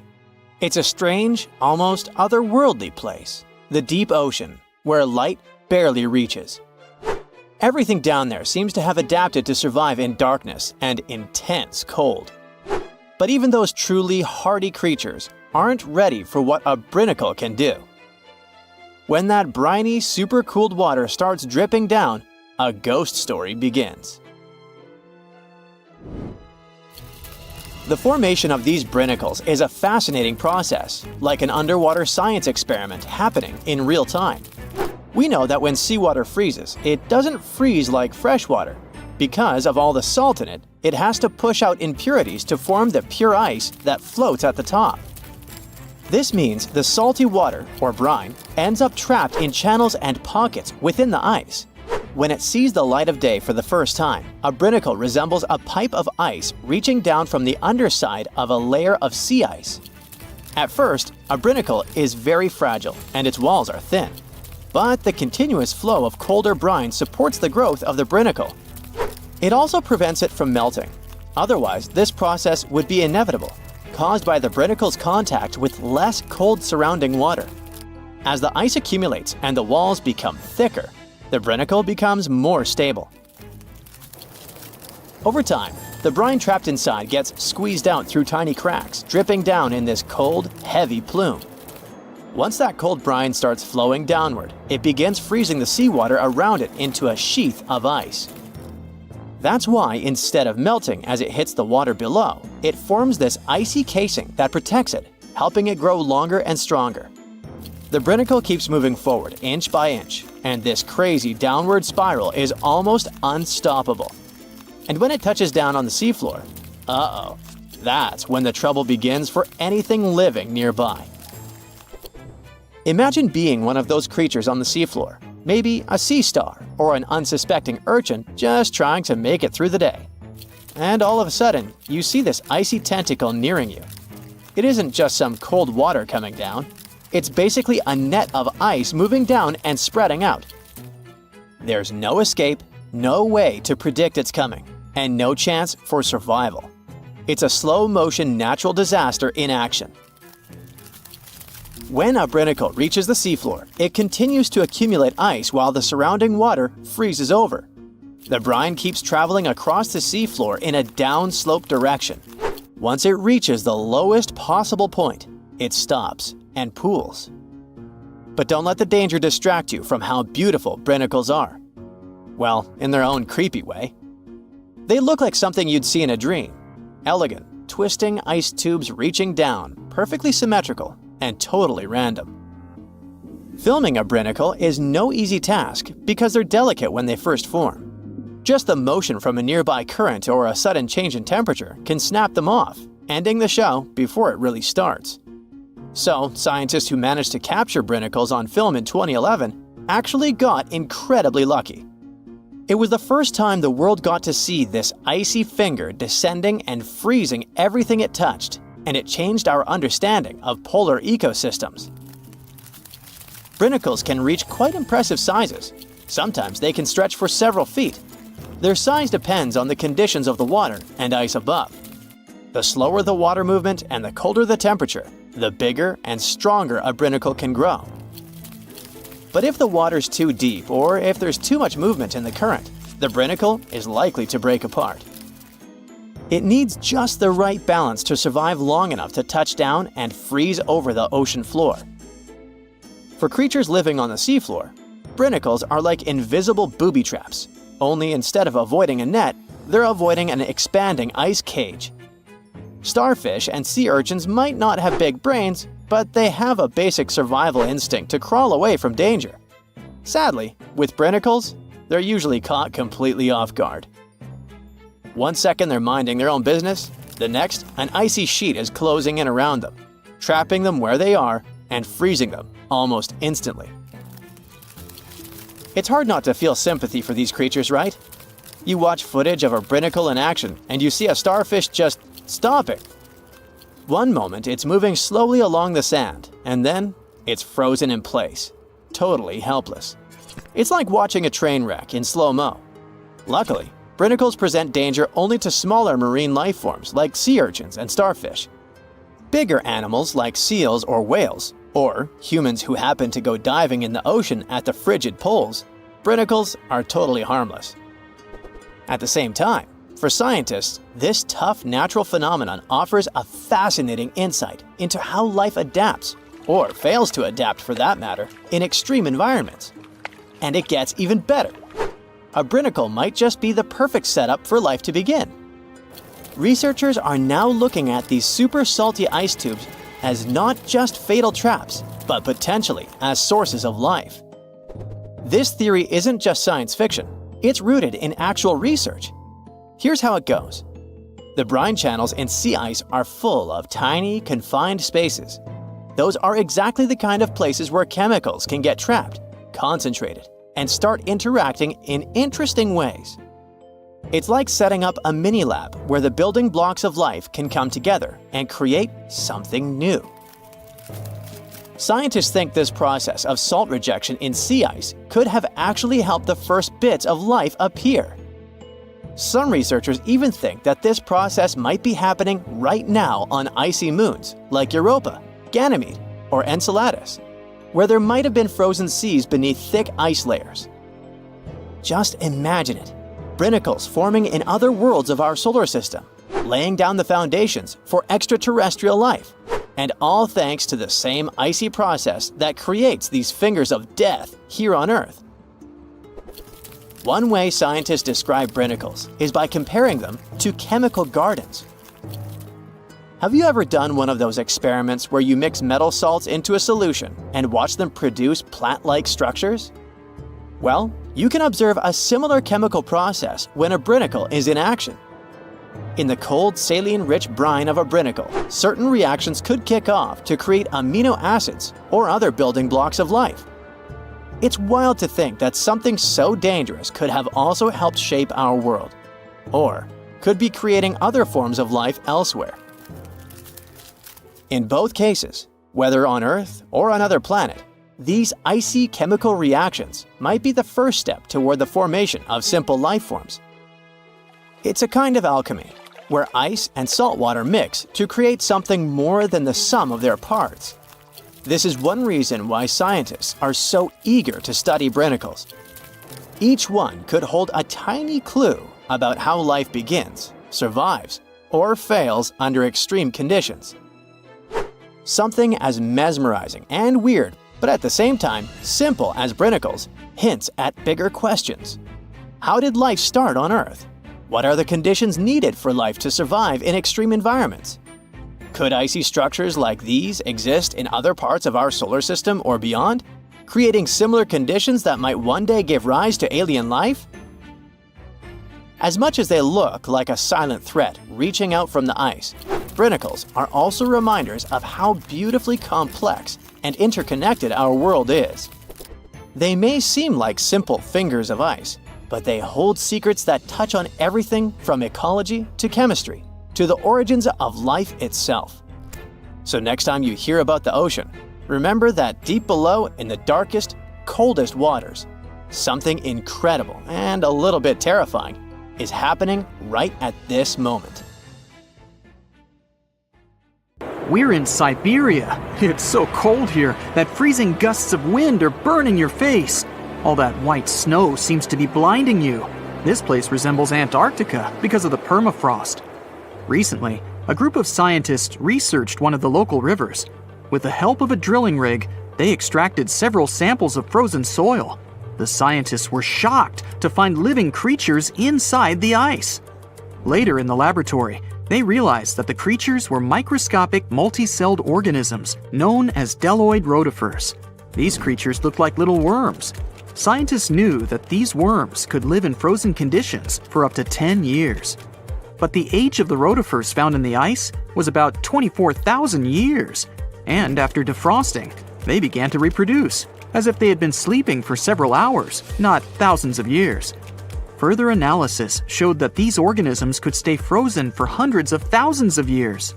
The rotifers might have lived during the time when people didn't invent the wheel yet. And this isn't their only superpower. Deloid rotifers are among the most radioactively resistant animals on Earth. They can survive in places where there's no oxygen and water. They can also stay alive in areas with high acidity and can live without food and water for a long time. By the way, these are not the only creatures that are known for living for thousands of years. Particular types of moss and some microorganisms are also almost immortal. Nematodes, also called roundworms, are some of the most adaptive varieties of worms in the world. Imagine the Eiffel Tower standing tall and proud. And now, let's make it 10 times higher and place it underground. Exactly at this depth, many thousands of feet under the surface, scientists discovered these creatures. There's no sunlight and almost no air in this place. And since it's much closer to Earth's core than the surface of our planet, The temperature here is higher than in the middle of the hottest desert. Millions of tons of soil above create insane pressure.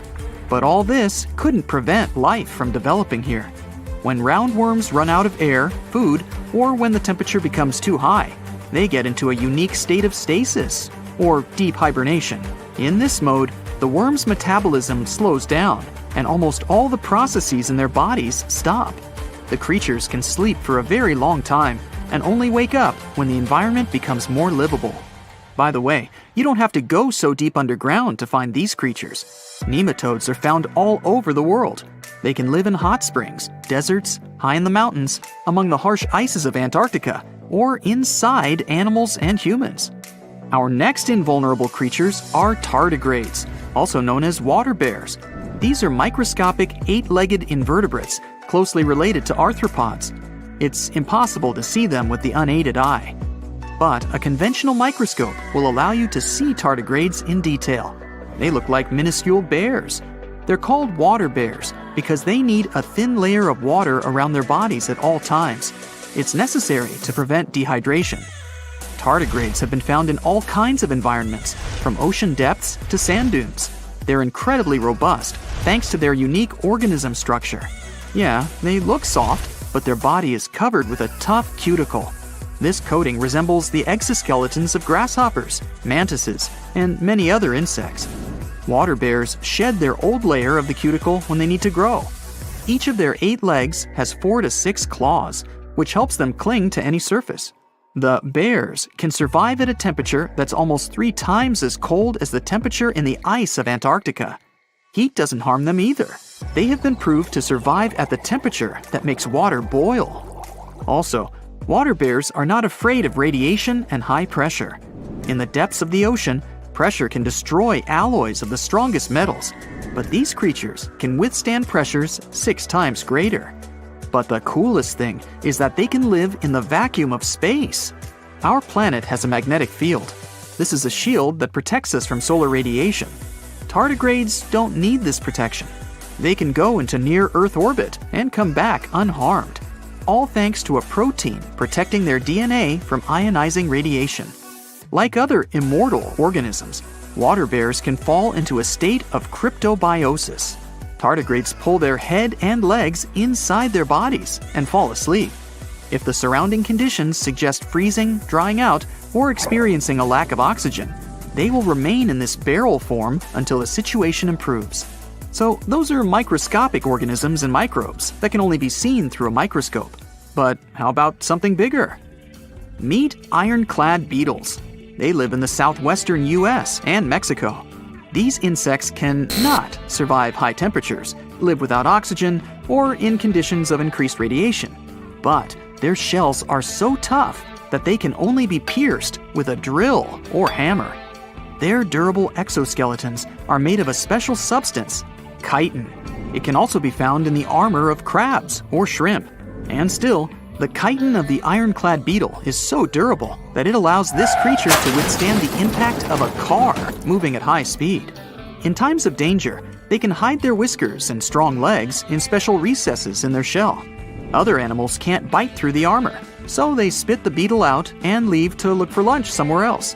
As soon as the danger disappears, the bug stretches out its legs again and goes about its business. Also, the armor saves the beetles from dehydration, which is very useful in hot areas of Mexico and the southwestern US. Inside the exoskeleton, they can store moisture. In other words, these bugs can absorb water whenever they find it and transport this liquid inside themselves. The next creatures are incredibly fragile, but they know how to survive in places where almost no other animals can live. We're going to the southeast of Romania, near the Black Sea. Here, on a desolate wide plain, you can notice a pit. This is a mine leading deep underground. The air on the surface of our planet usually contains around 20% oxygen, but in the mine, it's only 10%. Inside the cave, the air also has an increased content of hydrogen sulfide and carbon dioxide. People can't breathe there without an oxygen tank. We can probably say that the water and air there are poisoned. Almost no animals would be able to survive here. Still, 48 species of living organisms have been found in this cave. 33 of them are newly discovered species. And they aren't the only microbes or bacteria that can't be seen without a microscope. Something bigger lives here. Strange white snails crawl over the walls of the mines. Transparent shrimp and a bunch of unknown kind of leeches swim in the water. White centipedes with huge whiskers and creepy white spiders run on the ground. And they all have been growing here for almost 5 million years. You might notice a water scorpion and another unidentified species of this animal. It doesn't look like its relatives living in hot sands or tropical forests. No living creature here looks ordinary at all. All animals are either white or transparent. They have no eyes, but are equipped with long paws and antennae whiskers that help them navigate in this dark space. The deeper you go into the cave, the less oxygen the air contains. But the number of living organisms is increasing. The air is filled with methane and carbon dioxide. All the inhabitants of this cave have never seen the light of the sun and have never gone out of the darkness. It seems impossible to survive in such conditions where plants don't produce oxygen. The answer to the question of their survival is hidden in a small lake. The surface of the water is covered with strange foam. If you look closely, you can see that this white substance is alive. It resembles soft, wet paper that is easy to tear. The thing is billions of living organisms, bacteria called autotrophs. There's much more carbon dioxide in the cave than there is outside, and these bacteria, like plants, absorb it. But they don't do this with the help of photosynthesis, which means they don't need sunlight. They use water for chemosynthesis. What these bacteria secrete is food for other bacteria, and these other bacteria are food for bigger creatures. A unique food cycle that you can't find anywhere else on the planet only exists here. This sleek, state-of-the-art submarine named Ran was sent to explore the depths of Antarctica. But as soon as it discovered something, it mysteriously disappeared. So, what happened? It all started when scientists wanted to explore one of the most remote and mysterious places on Earth, the Dotson Ice Shelf in West Antarctica. This ice shelf, silent giant, stretches 30 miles wide. That's almost the length of New York City. It stands between two icy promontories, the Martin and Bear Peninsulas, and it hides an entire world of geological mysteries. If you think that Antarctica is nothing but a desert of super thick snow and ice, you're wrong. There are entire landscapes hidden deep down there. The underside of the Dotson Ice Shelf is a rugged, dynamic terrain shaped by the slow, relentless forces of nature. There are towering ice formations, deep troughs, and bizarre structures stretching for hundreds of feet. Scientists are super curious about it, but as you can imagine, this landscape isn't easy to explore at all. To find out more, we have to scan the area with satellites or try drilling through the snow, trying to collect the big picture, piece by piece. But these methods only gave us vague hints. The real breakthrough happened when scientists came up with the idea to let the submarines explore it. Autonomous submersibles could swoop deep into the icy waters beneath the Dotson Ice Shelf and tell us what's up down there. These robotic explorers have fantastic advanced sonar systems. It's that thing that bats or dolphins do. They can use sound to see the world. Basically, they send out sound waves underwater, and when those waves hit something like the ice shelf above or the seafloor below, they bounce back to the system. Animals feel how long it took for the sound waves to return and how they changed. And this helped them understand what's located where. For example, clicks that dolphins send out tell them where the fish are. We copied this crazy evolutionary trick and adapted it to our underwater exploration. Only our version is much cooler, with a higher level of precision, so we created detailed maps of the environment. The Rand submarine was one of those robotic explorers. It was named after the Norse deity of the sea. Ran had been meticulously programmed to navigate a treacherous landscape of Antarctica. But even with all this training, its journey led to an unexpected and eerie end. In 2019, Ran was sent to explore the depths beneath the Dotson Ice Shelf. It was a hero, the first one to go on a mission like this. The team said it was like seeing the other side of the moon. For 27 straight days, it worked tirelessly. It traveled over 620 miles beneath the thick ice. That's like a journey from Paris to Berlin. RAN went further and deeper than anyone could have imagined. At one point, it reached over 10 miles into the glacier's belly, and what it discovered down there was astonishing. Scientists thought there would be some smooth, uniform ice surfaces, but RAN revealed an underside marked by huge cracks, ridges. There were formations that looked like sand dunes, frozen in time. And finally, it found some mysterious swirling and teardrop-shaped patterns. They all looked more like art than geology. This actually tells the story of ice shelves and the ocean around it. Warm water sneaks in under the ice and melts it from below. Sometimes it smooths the ice out, but other times it carves out these weird, uneven shapes that look like patterns and drawings. And some of these shapes are huge, over 1,300 feet long. That's about 3.5 football fields. The reason why they look like swirling doodles is because the Earth spins. It makes the water turn in special ways, bending the shapes and drawing these spirals. It's called the Coriolis effect. Imagine you were on a merry-go-round and tried to throw something like a ball. It would go in a curve, not a straight line. Same thing happens with the water on Earth. Later, scientists found similar patterns in other Antarctic ice shelves, though they weren't as epic as the ones under Dodson. But RAN also discovered something horrifying. Turns out that these warm waters, aside from being great artists, are also a huge danger. The Dodson ice shelf isn't just hanging out serenely on the sea. It's part of a very delicate system and acts as a protective barrier that holds back huge glaciers in West Antarctica. The ice shelf is floating on the ocean, but it's still connected to the land. As warm water sneaks underneath it and the ice melts, the Dodson can't hold on to the land as tightly anymore.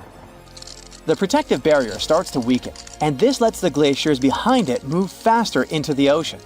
When those glaciers flow into the sea, they add more water, which could cause sea levels to rise, eventually changing our coastlines. RAN stumbled upon huge pockets where the ice was melting at alarming rates, all due to powerful underwater currents. It was like seeing a ticking clock on the glacier. The stakes were high, but luckily the submarine was ready. This time, it managed to return. And then, it worked for 5 more years, helping scientists with tons of useful data. The missions were daunting. There could be periods where RAN slipped into the pitch-black cavity beneath the glaciers, spending 24 hours without communication. But it was mapping every peak and every valley. It gained experience from over 40 missions below ice. Then, in early 2024, RAN went on a mission to the Thwaites Glacier. The mission was bold from the start. This place is also ominously referred to as the Doomsday Glacier. It's called that because it's slowly melting and has the potential to raise sea levels worldwide if it collapses, causing catastrophes everywhere. That's why RAN was dispatched to explore its underbelly, a place that had never been mapped so intricately before.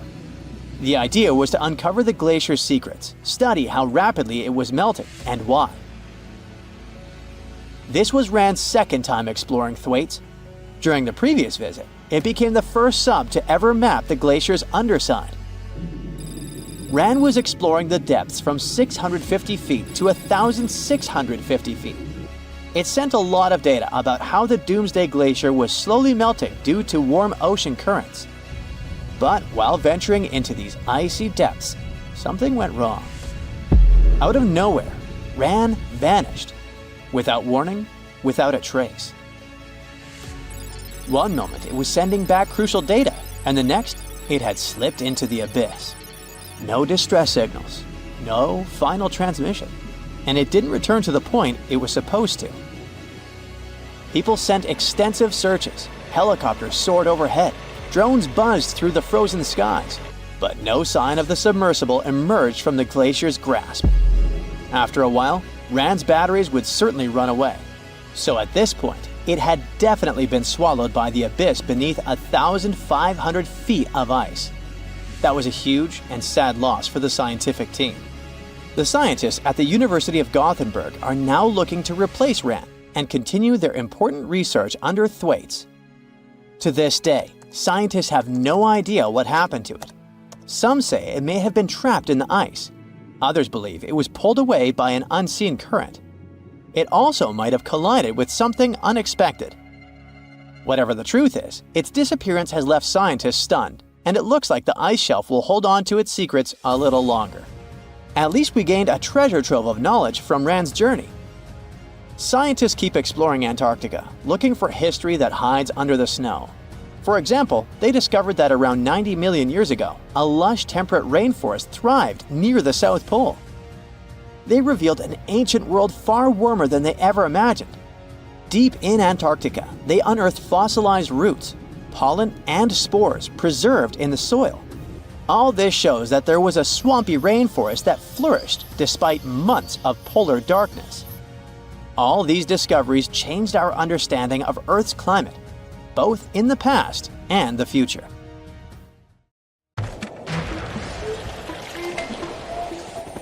There's not much to do in Antarctica except scientific work. You could check out the wildlife, like some cute penguins and seals, and you'd get to see the occasional whale swimming around. Antarctica is one of the biggest lands out there that's only inhabited by scientists and researchers from all over the world. These scientists dug a hole through some pretty thick ice to study the ancient air and how the atmosphere cleans itself. They used a special drill and dug a clean cylindrical hole 450 feet below the surface. Some of this ice can be up to 800,000 years old and is a good indicator of what the climate was like in the past.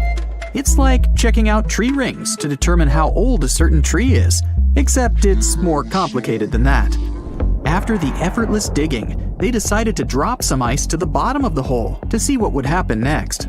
They heard some really unusual sounds.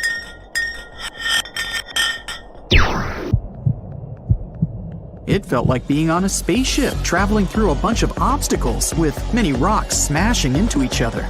The pitches changed over the quick descent of the block of ice, ranging from high pitch and ending with a low heartbeat-like sound. The scientists were puzzled when they first heard this and dropped some more ice, only to find out that the same type of sounds were being produced, just in different variations. They couldn't tell what was down there and, more importantly, why these kinds of sounds were produced. Antarctica boasts quite a few volcanoes, many of which are under super thick sheets of ice. Scientists discovered 91 volcanoes and claimed there could be more, potentially making it the most extensive volcanic region in the world. While they were doing regular scientific research, they came across many unmistakable large cone-shaped figures underground. Some were as deep as 2 miles in the ice. Some of the peaks were over 3,000 feet tall and dozens of miles across. But on the surface, it's as plain as a sheet of paper. They may have dropped that block of ice inside an actual volcano that they were standing on, but it's unlikely. Even though the underground volcano presence was discovered by accident, there's a small chance they were actually standing on one where they had their workstation set up. It's more likely that they worked in an area where studying ancient climates is easier and less dangerous than other places. They collect ice samples and study them in a lab. It's like discovering a prehistoric insect embedded in amber millions of years ago when dinosaurs used to roam the land. But instead of little bugs, scientists study ancient dust, air bubbles, sea salts, volcanic ash, and anything else that may have come from the environment. They can practically tell how the climate was during that time. These ice samples might show that Antarctica's western ice sheet melted when the Earth's climate warmed up. If it did, then it's likely to happen again. That would mean sea levels rising, affecting coastal cities and small remote islands. But scientists aren't sure it's true, despite some evidence to back it up. The process of studying ice samples can take a week or even a year, depending on what they find. They crush or melt the sample bit by bit. And like those tree rings, the deeper the layer, the further we go back in time. In order to study ancient bubbles trapped in ice, researchers have to crush the samples under a vacuum hood to keep the air out while extracting the air and putting it in vials. There are various instruments and devices to study the ice samples. But because it's so sensitive to damage, each measurement must be in a clean room setting so that nothing gets compromised. The scientists have to wear proper bodysuits and many layers of gloves and constantly get ventilated. Even something as tiny and insignificant as a fingerprint can ruin a sample. They look for certain patterns to see changes in the atmosphere's composition and temperature. But dropping a few blocks of ice down a hole wouldn't be so bad. The reason why it made such a peculiar sound is the same reason why a moving car sounds different when it's honking than when it's stationary.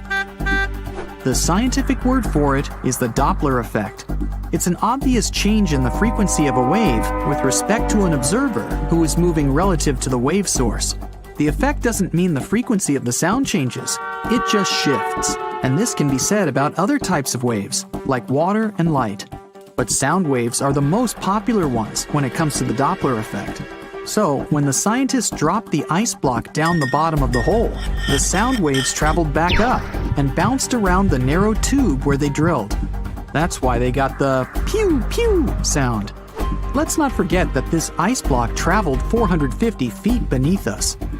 Oil ships dig holes in the oceanic crust that go thousands of feet beneath the Earth. The Kola Super Deep Borehole in Russia is the deepest hole ever made by humans. It goes more than 40,000 feet below the surface and took almost 20 years to reach 7.5 miles. Below it is only half the distance to the mantle. In terms of the whole Earth, this very deep hole is literally scratching the surface. This wasn't a hole to dig for oil, and wasn't in the ocean either. The drilling was stopped in 1992 when the engineers found out that the temperatures were 100 degrees Fahrenheit higher than they predicted. And then it was abandoned, and it's just been a barren hole now. But that's the closest we've dug to the center of the planet. The scary thing is that some of the workers on the site could hear voices coming from within. All the way in Yemen, an ancient hole exists in Barhout, in the east of the country in the middle of the desert. It's actually closer to Oman than to the capital Sana'a. This hole has puzzled experts and locals. Unlike the holes in Russia and Antarctica, this wasn't man-made. Or was it? It's been around for many years, and the locals try to steer away from it. They don't even like talking about it, since they claim it brings bad luck to those around it, or to whoever utters its name. They claim it was created as a prison for spirits, but many rule that out. The hole is 98 feet wide and somewhere between 330 to 650 feet deep. You can also hear strange sounds coming from the inside.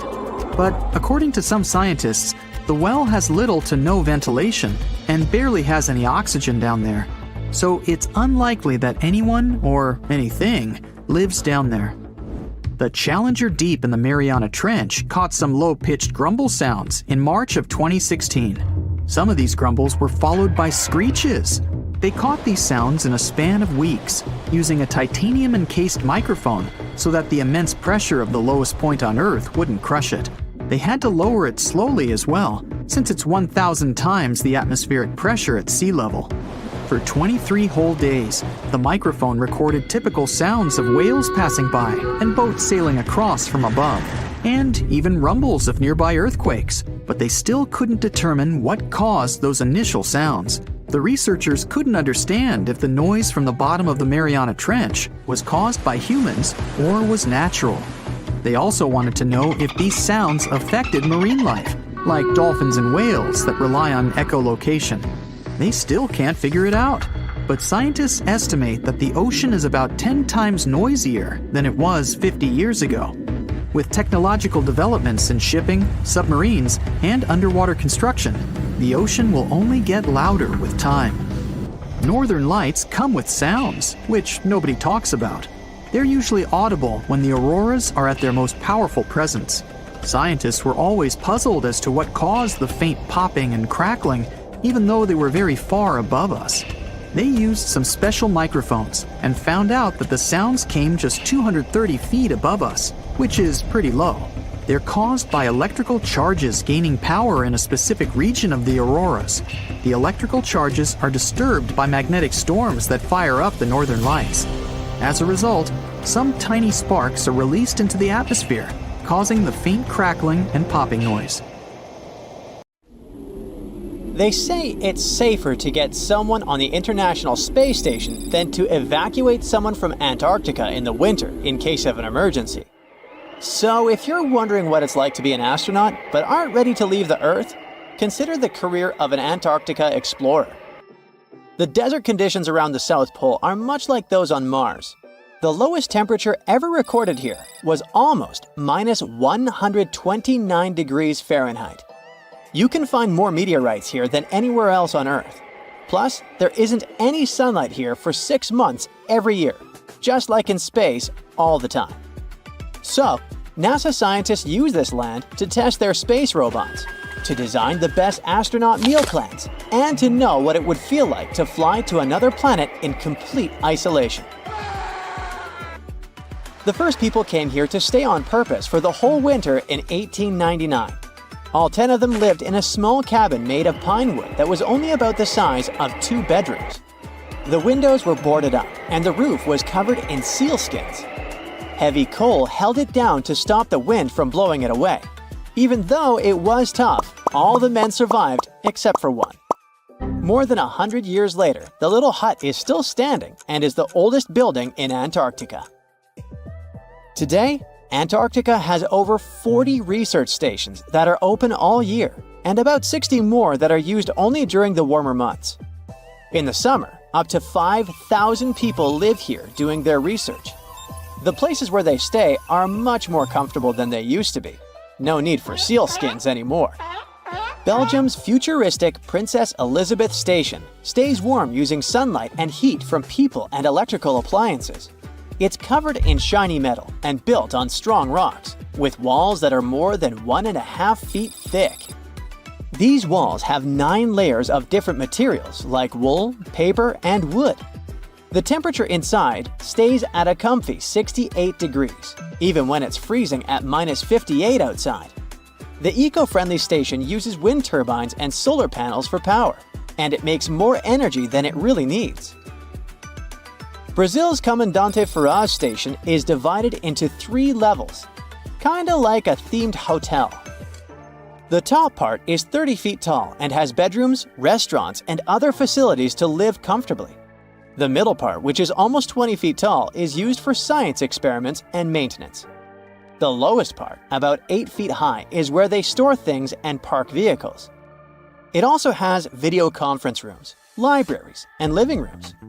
The station's height can be adjusted depending on the temperature and melting ice, so it stays safe and comfy for the people living there. This design also helps to minimize the impact on all the wildlife around it. Another interesting station is Britain's Halley 6 Antarctic Research Station, which looks like a robot from Star Wars. It's made up of 8 separate sections. The station sits on tall legs that allow the wind to blow the snow away. This way, it isn't stuck to the ground. The bottom is shaped like sleds, so they can move the station around when needed. This is important because it sits on a huge moving glacier, which slowly pushes it towards the sea. The station's sleds let it be moved back regularly for important studies, like observing the atmosphere. This is the first research station that can be fully moved like this. Some scientists don't stay at research stations, but live in tents on the ice for days. They spend around half of the time trapped inside because the wind blows some serious amounts of snow on the tents and blocks the exit. They say it feels like exploring space. One earthly question, though, is how they use the bathroom while out exploring in Antarctica and not at a research station. There aren't any real bathrooms unless you bring or make one. Some explorers use a special tent just for that, or build snow walls or igloos for privacy. All waste has to go with them when they get back to the research station. You can't just leave the waste in the wild there, according to the Antarctic Treaty System that regulates all human activities. It could harm the local environment. So, at the end of the season, they send it back to their home country in special containers. So nothing stays in Antarctica. Each research station gets its fresh water in different ways. In the past, people had to shovel snow and ice into big tanks and then heat it up to melt it into water. Now they mostly pump water from a lake that forms when ice melts and store it in a heated building. On average, one station needs about between 2,500 and 4,000 gallons of water every day. To save water, people can only take 3-minute showers. When water is running low, they might only be allowed to shower every second or third day. Building new constructions in Antarctica isn't exactly easy because of snow that can pile up as high as a one-story building, super strong winds blowing at 85 miles per hour with even faster gusts, and temperatures dropping really low. The weather only allows transportation for about 12 weeks each summer, so some stations take years to finish. Storing everything once it arrives is tricky too, because there's not much space and the weather is extreme. Most materials stay in their shipping containers, and for things that need to stay warm, they bring special heated storage containers. So, architects have to get creative with designs and try to use less building material. India's Bharati polar base, for example, is made from 134 shipping containers. These containers were used to bring the materials to Antarctica, and then they became part of the building itself, covered with a special insulated shell to keep it warm. In the future, scientists might build Antarctic bases that don't need much material from outside at all. In 2009, David Garcia from a Danish company had a cool idea called the Iceberg Living Station. This would be a base with many rooms, big enough for 100 people, dug right out of the packed snow or icebergs that have broken off from the ice shelf. A group of scientists from different countries spent 26 weeks together in the Rothera Research Station. Among them were a couple of Americans, an Icelandic mechanic, a few Germans, some Scots, and a Welsh speaker. They rarely had a chance to contact their loved ones back home because it was too expensive to call on the satellite phone. With just each other for company and not many things to do for fun, they talked a lot, during work, breaks, and while playing pool. They discussed everything, mostly weather, like the wild weather and icebergs. They all used English for communication. Over time, their accents started to change. They didn't notice it at first, but they were part of an experiment where they recorded their voices regularly. They would say the same 29 basic words, like food and coffee. When the recordings were sent to a team in Germany, they found that some of the words were pronounced differently. It was clear that a new accent was starting to form. They started to pronounce the OU sounds in words such as flow and disco differently. We normally pronounce it from the back of the throat, and in their case, it shifted to the front of the mouth. 6 months isn't such a long time when it comes to language changes, but such things happen when people are cut off from others. When they talk to each other a lot, they remember how the other person sounds and start copying it without even realizing it. This could help us understand why American and British English became so different. The people on the Mayflower were in similar circumstances. They were isolated when they traveled to North America. If you want to speak like an Antarctic winterer, here's some of their slang you can quickly learn. Fodplod means picking up rubbish. Fod stands for foreign object debris. If someone tells you it's a dingle day today, they mean the skies are clear blue. A smoko is a tea or coffee break. Gonk means sleep. And my absolute favorite is fox hat. It means the base cinema night. A colossal iceberg, more giant than a city, broke away from Antarctica in mid-2021. It's so big that it's 40 times bigger than Paris and 73 times the size of Manhattan. Imagine that you come out of your small holiday shack on the coast of South Africa, near the town of Port Elizabeth. You have a cup of tea in your hand as you've just woken up.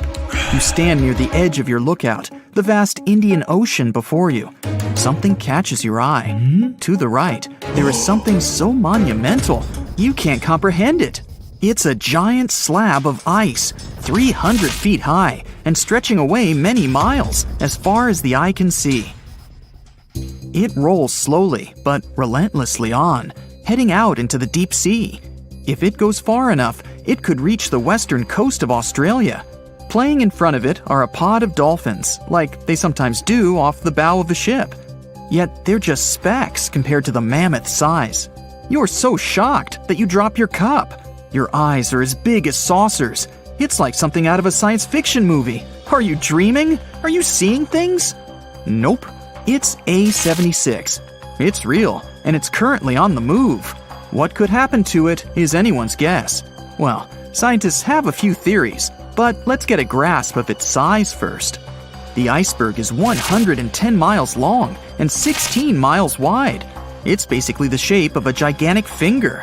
If you were standing at the coast of Dover, looking across the English Channel toward France, the iceberg would be almost as wide.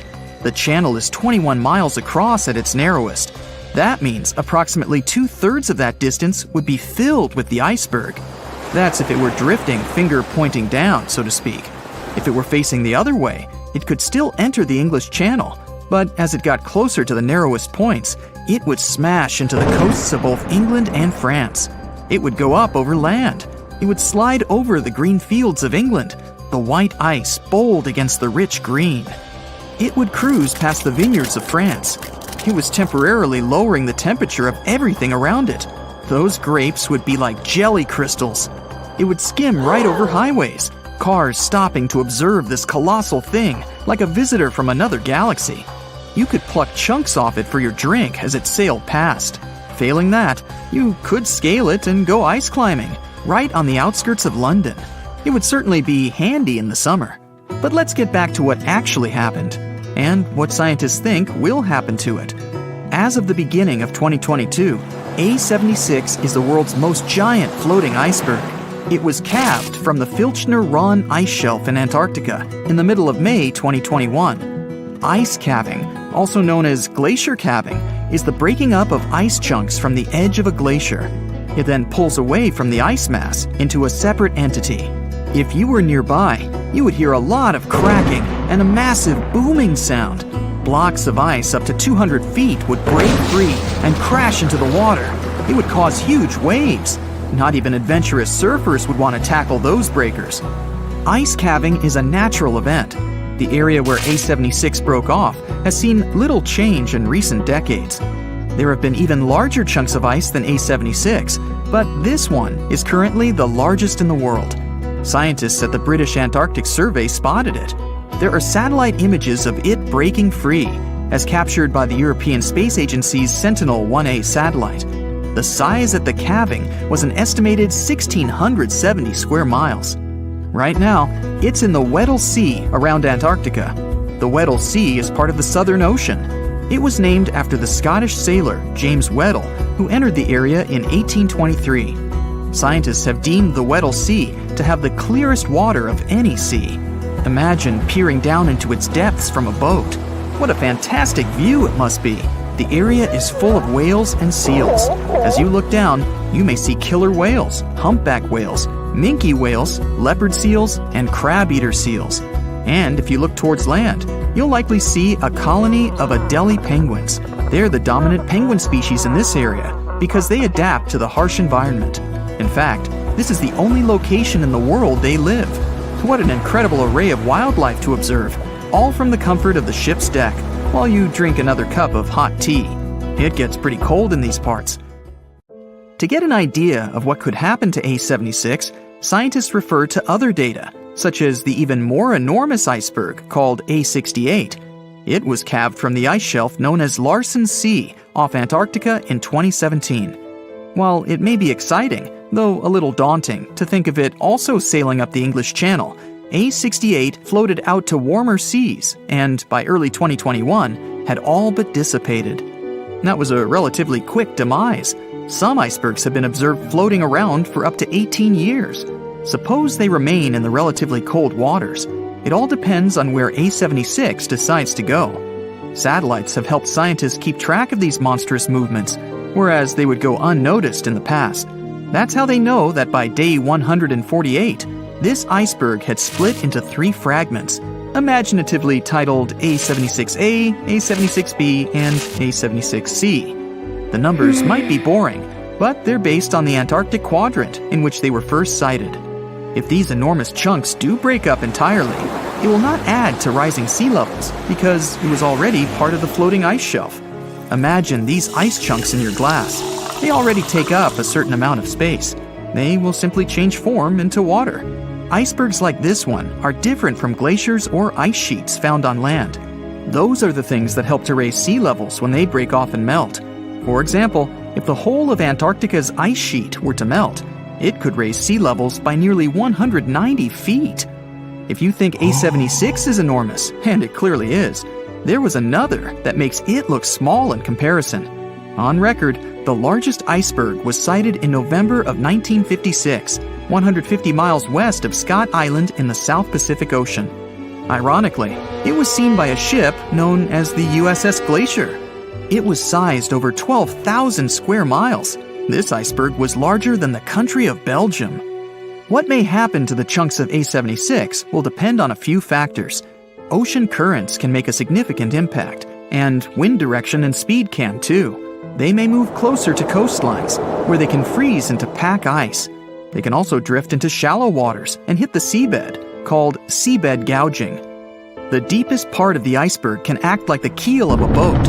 It digs into the ocean floor, but the sheer size of the iceberg keeps it moving. Soon it's tearing up the floor, creating a long, narrow furrow or a gouge. Fish would scatter, the earth would shake, the noise would be tremendous. It's actually quite common in offshore environments near where ice is found. You would not want to be scuba diving nearby when one of these rips through. However, it would make for a spectacular sight.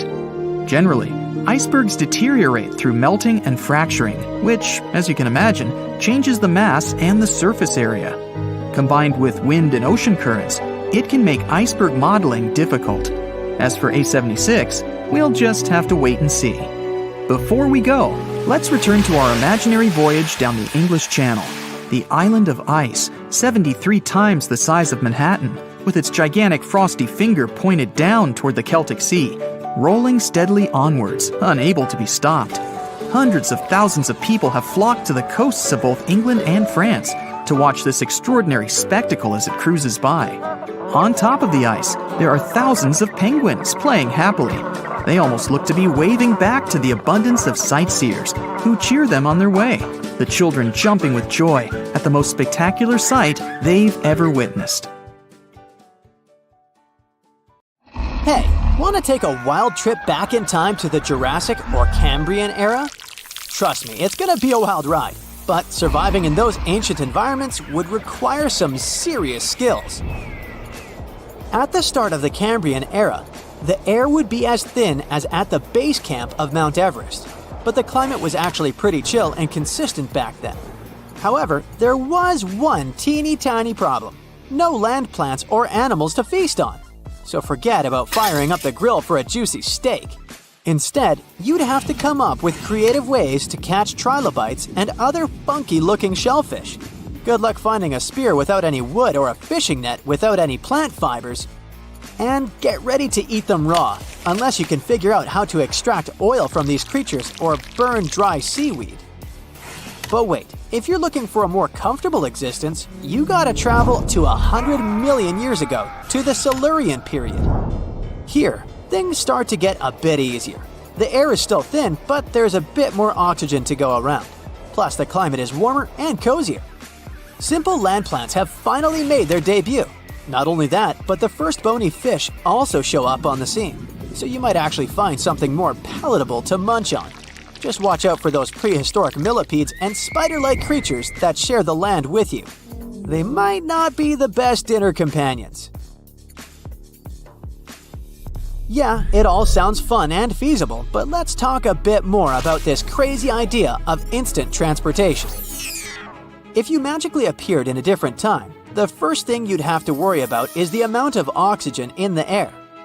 Now, looking at that fancy graph up there, it's pretty clear that oxygen levels used to be super low before about 0.85 billion years ago.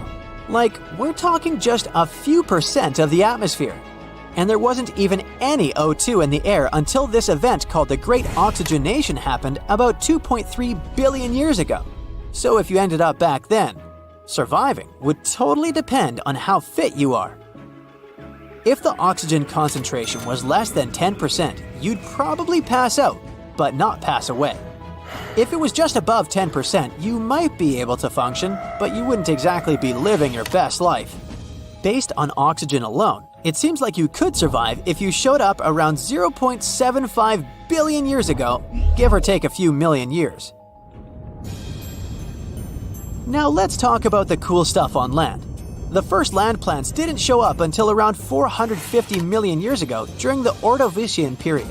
Before that, there were some large algae hanging around, mostly in the range of 500 to 600 million years ago. But there wasn't a whole lot going on until those land plants came along. Other forms of life didn't start showing up on land until closer to 300 to 400 million years ago. But there was this critter, a myriapod, that lived around 428 million years ago, and it was one of the earliest land dwellers. I mean, if you lived back then, you'd have to come up with fancy recipes featuring myriapods. Not exactly mouth-watering. Don't worry if you find yourself back in time before all that land action. Around 500 to 600 million years ago, the oceans were teeming with life. There were these creatures called the Edicarian fauna, and they were some of the first well-preserved organisms. Some of them probably hung out in the shallow areas near the shore, so you might be able to get your hands on them for a meal. But remember, there weren't any land plants yet, so you'd probably have to eat them raw and with no potatoes on the side. You'd have a sort of prehistoric sashimi on your plate. Now, around 500 million years ago, things started to get really interesting in the oceans after something called the Cambrian explosion. If you ended up in the Cambrian period, you'd have all sorts of weird animals to catch in the coastal zones. Check out the fossils from the Burgess Shale for some wild ideas. Look at these brachiopods, arthropods, and even worm-like critters. But again, no woody land plants at this point, so your meals would mostly consist of raw arthropods and algae. Alrighty, let's dive into the nitty-gritty of ice ages. It's when the Earth gets super chilly for a ridiculously long time, like millions and millions of years. This causes giant ice sheets and glaciers to spread all over the place, covering massive areas of the planet's surface. Believe it or not, our planet has experienced at least 5 major ice ages.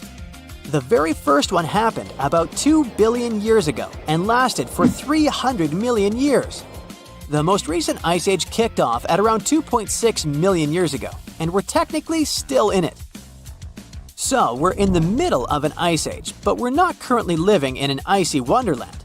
That's because we're currently in an interglacial period. During an ice age, temperatures go through ups and downs. When it's warmer, those ice sheets and glaciers start to melt, creating what we call interglacials.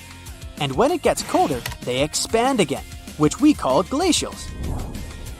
So right now, we're enjoying the warm interglacial period of the most recent ice age, which kicked off around 11,000 years ago.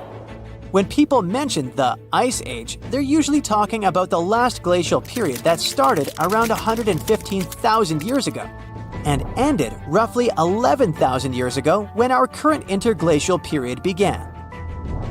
During that glacial period, things were way cooler than they are now. At its peak, when ice sheets covered most of North America, the average global temperature was about 46 degrees Fahrenheit. That's a whole 11 degrees Fahrenheit cooler than today's global average temperature. That temperature difference may not seem like much, but it was enough to turn most of North America and Eurasia into ice-covered landscapes. The Earth was also a lot drier, and sea levels were way lower because most of the water was trapped in those ice sheets. We're talking vast steppes, dry, grassy plains as far as the eye can see. And let's not forget about the savannas, warm, grassy plains, and deserts that were also part of the icy scene. During the Ice Age, there were some familiar critters roaming around, like brown bears, caribou, and wolves. But there were also some mega cool creatures that sadly went extinct when the Ice Age came to an end. We're talking mammoths, mastodons, saber-toothed cats, and giant ground sloths. Now, there are a bunch of theories floating around about why these magnificent beasts bit the dust. One idea is that us humans hunted them into extinction when we crossed paths with these megafauna. Our species, Homo sapiens, actually survived the Ice Age.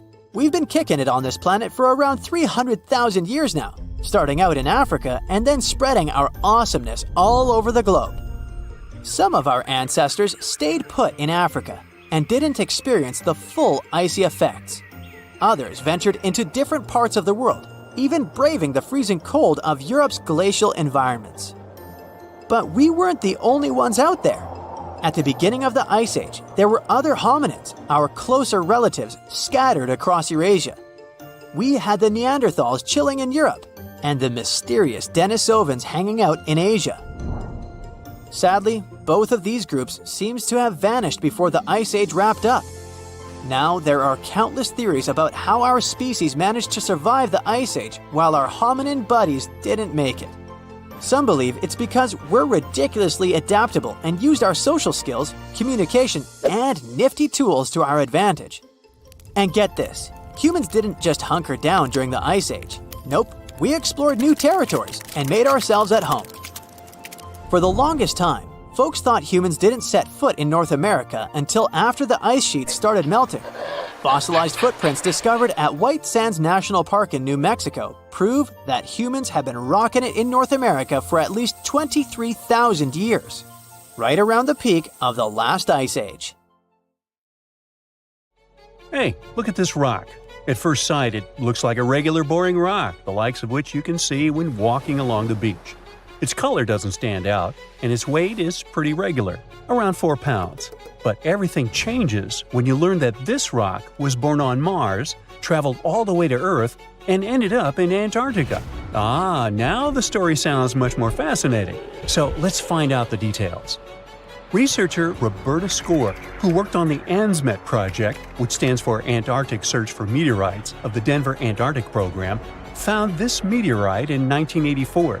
If you want to decipher the name of the space traveler, I can help you. It comes from the place where the scientists spotted it, the Allen Hills of Antarctica, hence ALH. And then we've got the year of the discovery and the number of the sample. If you think that Roberta picked up the rock and exclaimed something like, "Woohoo, I'm holding a chunk of Mars," I'll have to disappoint you. At the very beginning, it was totally unclear where the meteorite came from. And one thing confused researchers even more. The meteor was very different from other meteorite groups found on our planet. Okay, but then how did they finally figure out it was a visitor from Mars?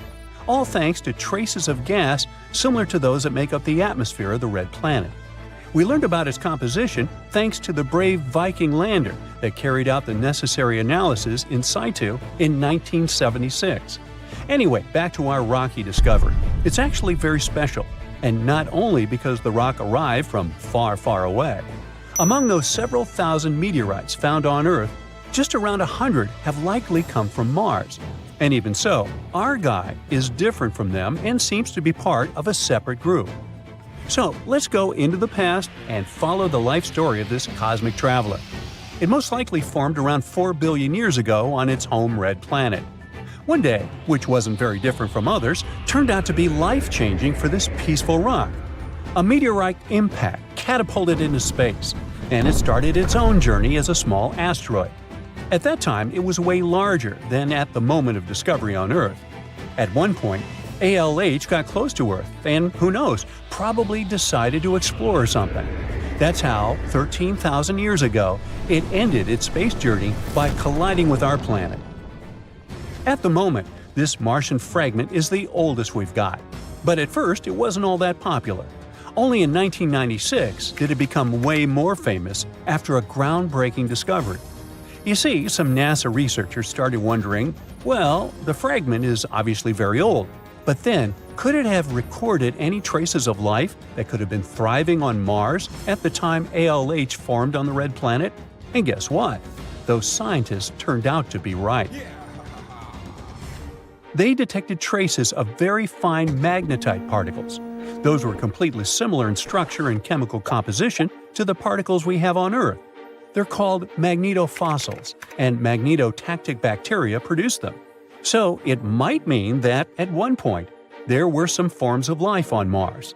In April 2020, scientists from the Japanese Space Agency made another discovery. They detected nitrogen containing organic material of Martian origin in our meteorite. So, who knows what new astounding secrets further examination of the meteorite might reveal. At the moment, though, all you can do is travel to Antarctica and find more of them. The thing is, this place is great for meteorite hunting. Surprisingly, we have found nearly 50,000 meteorites in Antarctica, and hundreds of thousands are still waiting to be discovered. Each of these space rocks can tell us a story of the evolution of the solar system. For example, the very first lunar rock found on the icy deserted continent proved that chunks of space objects larger than asteroids can also end up on Earth. So, let's say you got inspired and decided to go meteorite hunting all the way to Antarctica. Well, get ready for some serious challenges. Despite their potential abundance, finding space rocks isn't as easy as it might seem. You'll have to visit remote areas, and there's still no guarantee that you'll be able to spot a meteorite. And that's actually a huge problem. Meteorites are vanishing from sight. Currently, scientists find about 1,000 meteorites in Antarctica each year. But according to a new study, about 5,000 more get hidden out of sight every year. The culprit is warming temperatures. Worried scientists created a model that could help them figure out where those meteorites might surface. This model was quite complicated, taking into consideration snow cover, surface temperature, the speed at which ice flows, and even the steepness of the terrain. After that, they ran simulations under various warming scenarios. It turned out that meteorites indeed sank out of sight as temperatures rose. To say that the researchers were upset is obvious. They didn't expect that climate change would affect their work so much. Even though those areas are below freezing, people still managed to ruin a crucial archive of the solar system. But let's get back to your meteorite hunt. If you want your chances to find one to be higher, travel to the base of mountains or outcrops where ice, which usually flows to the lower ground, is forced to move upward. But make sure to take your windbreaker with you. In those places, powerful winds brush away snow, exposing bright, vivid blue ice. Instead of melting, this ancient ice can change directly into water vapor, and it helps expose meteorites that would otherwise remain hidden. You need to hurry though. Meteorites at the surface disappear quickly. Even when temperatures are well below freezing, the rocks can still absorb some of the sun's heat and melt the ice. It's like they're creating underground, or shall I say under ice, tunnels for themselves, sinking and hiding from sight. Sometime later, refreezing closes the entrance to those tunnels, effectively trapping meteorites inside, tucked out of sight. Now, scientists admit it's very tricky to find working methods to spot meteorites. And if we don't hurry and develop such methods, we might lose between 80,000 and 250,000 space rocks in total. No wonder scientists are on a mission to find more meteorites. They're focusing on meteorite stranding zones. Those are places where meteorites often gather on the surface because of specific features of geology, ice flow, and climate conditions. As you already know, you can find meteorites on blue ice without snow cover. This makes meteorites easy to spot. But finding such hotspots is often pure luck.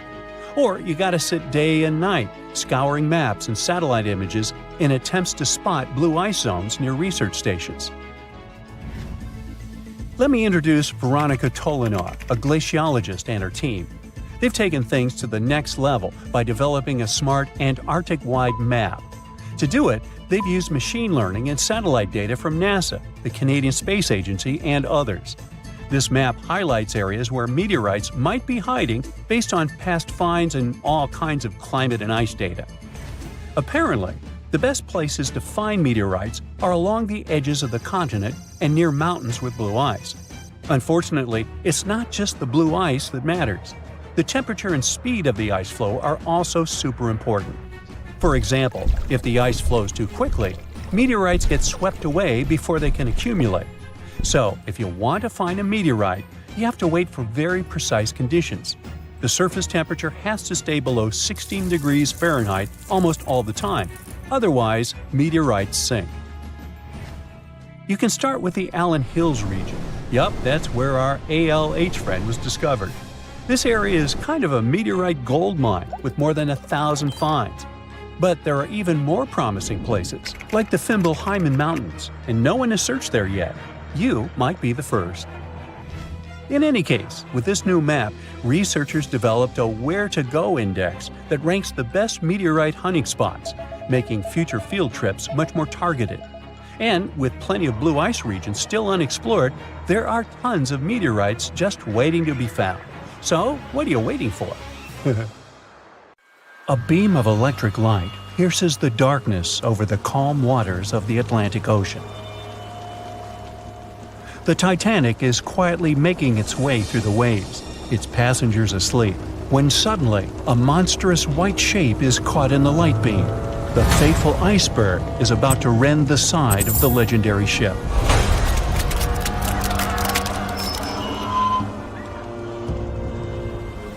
April 14, 1912, only 2 days before someone will take a photo of a giant iceberg with a pretty unusual elliptical shape.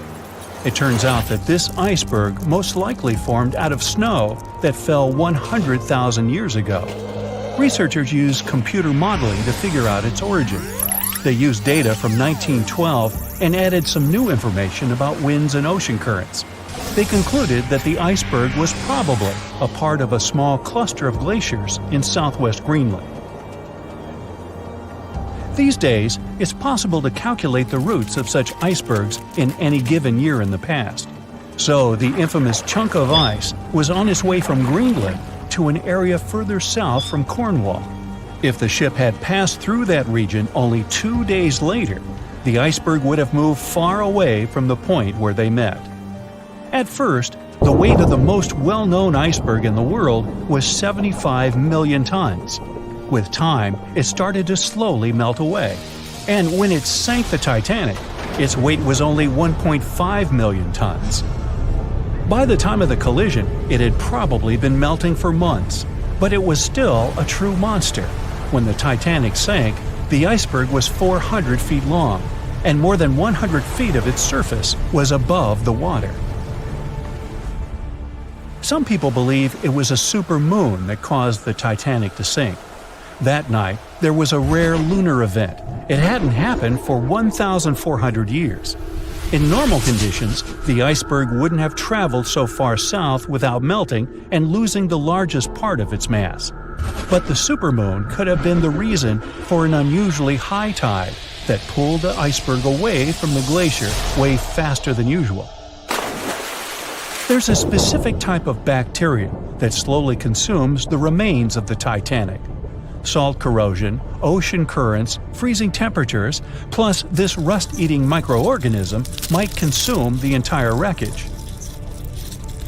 American actress Dorothy Gibson was aboard the Titanic. She survived, and when she arrived in New York, she started filming a movie called Saved from the Titanic almost right away. The movie was released only a month after the Titanic sank, and in the movie, she even wore the same shoes and clothes she had during the actual disaster. The movie was a big success at that time, but the only known copy was destroyed in a fire.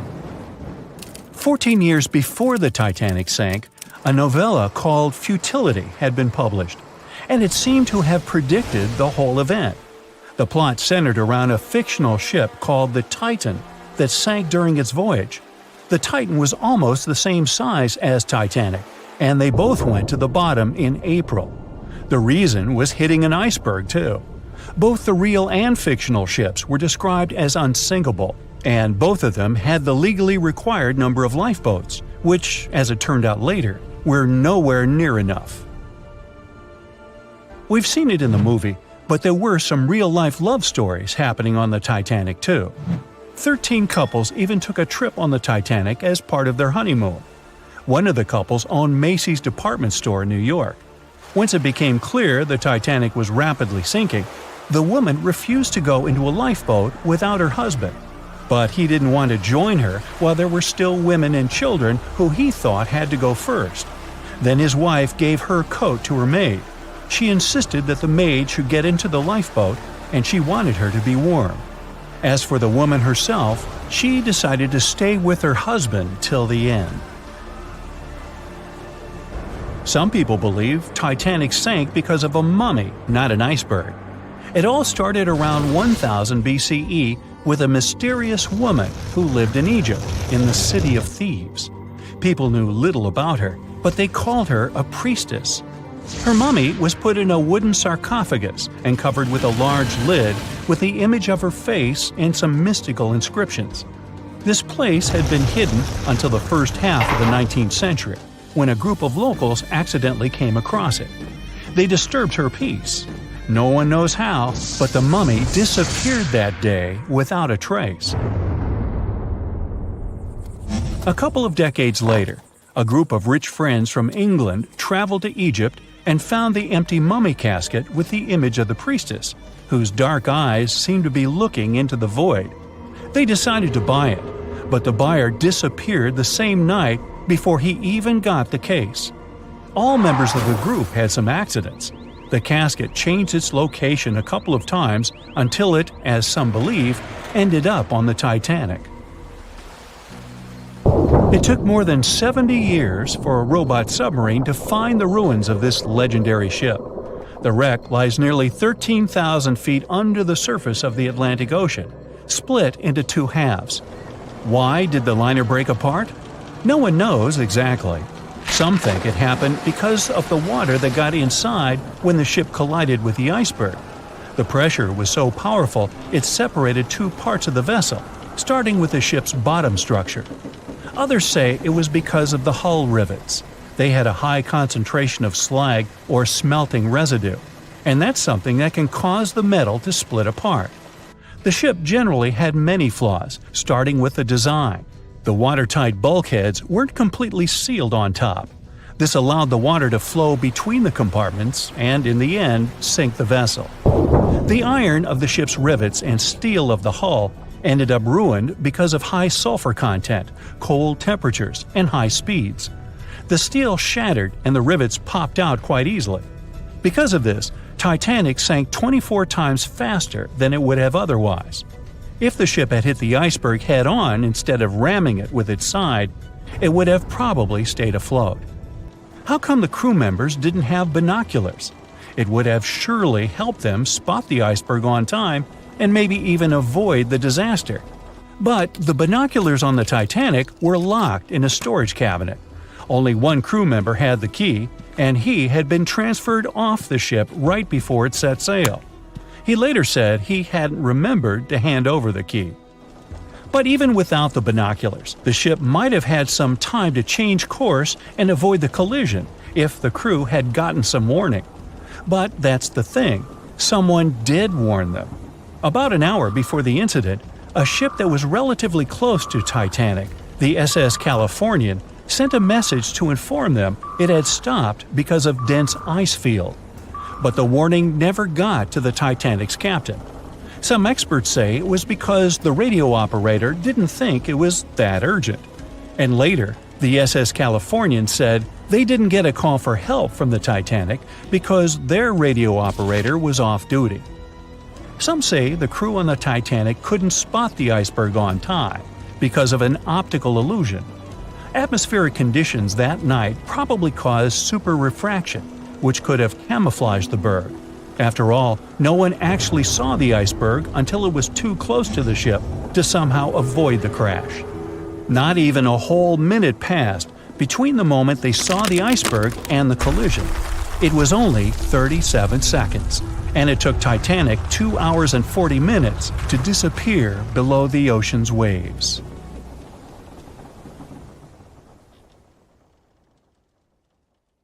Alert! Alert! Leave all your things behind and find safety immediately. The southern continent has just erupted. This is not a drill. You see people running around, screaming their heads out. Cars bumping into each other. The whole nation is in panic. You're on the southern coast of Australia, but the sky is black and it stretches further than your eye can see. Your friend in southern India calls you and says the same thing. There's ash in the sky and it's raining down on you. You hear rumbling in the distance, and it isn't even your stomach to blame. Everyone starts running inland. The black clouds swallow up everything in sight. Cars, trees, buildings. You're unable to see anything in front of you. Everyone's confused and scared. A tsunami breaches the shores, covering everything in its path. This is the Great Antarctic Eruption. Antarctica is that big continental desert covered in ice. In fact, it's technically the largest desert in the world. It's also covered with a whole lot of volcanoes, just chilling around. Scientists discovered that there are 138 volcanoes in Antarctica, 91 of which are hidden beneath the icy surface, and 47 on top. And there might even be more. But most of these volcanoes are dormant. And for a volcano to be dormant, it has to be fast asleep for the last 50,000 years. The last volcano eruption was Mount Erebus in the western part of the continent. It's the most active volcano in the south side of the world and is roughly 12,500 feet above sea level. That's as high as stacking the Burj Khalifa on top of itself 5 times. There's a whole bunch of these volcanoes stretched across the entire continent. In the most concentrated region, the volcanoes spread the distance equivalent to that between Canada and Mexico. And that's not even all of them. Scientists have warned that if any of these interior ice-contained volcanoes were to erupt, they'd melt the western Antarctic part of the land and increase the spill of ice into the ocean. It would raise the sea level and flood many endangered lands that are already at risk. And that's not mentioning the tectonic plates shifting underneath the surface, which allows some of the magma to squeeze its way to some surfaces.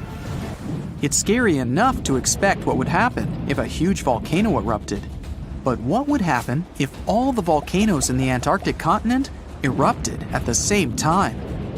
If you were one of those scientists on a boat on their way to conduct some experiments, you would begin to feel unease. You'd notice the water carrying a bit more of the current than usual. You look at your fellow scientists, and they too have the same look on their faces. As you land at the shore and take out all your tools and equipment, things don't seem normal. But the work has to be done. You head to the base and settle in. Business as usual. In the barren land, you see some emperor penguins waddling around, hunting, playing, and doing penguin stuff. But as you look around, you notice that the penguins all suddenly head to the ocean, and many of the wild Antarctic birds also begin flying towards the horizon. Weird. Then the ground starts shaking, and behind you appears a tower of smoke reaching to the sky. The ashes from a volcano can be very harmful for anyone with lung conditions, and even healthy people.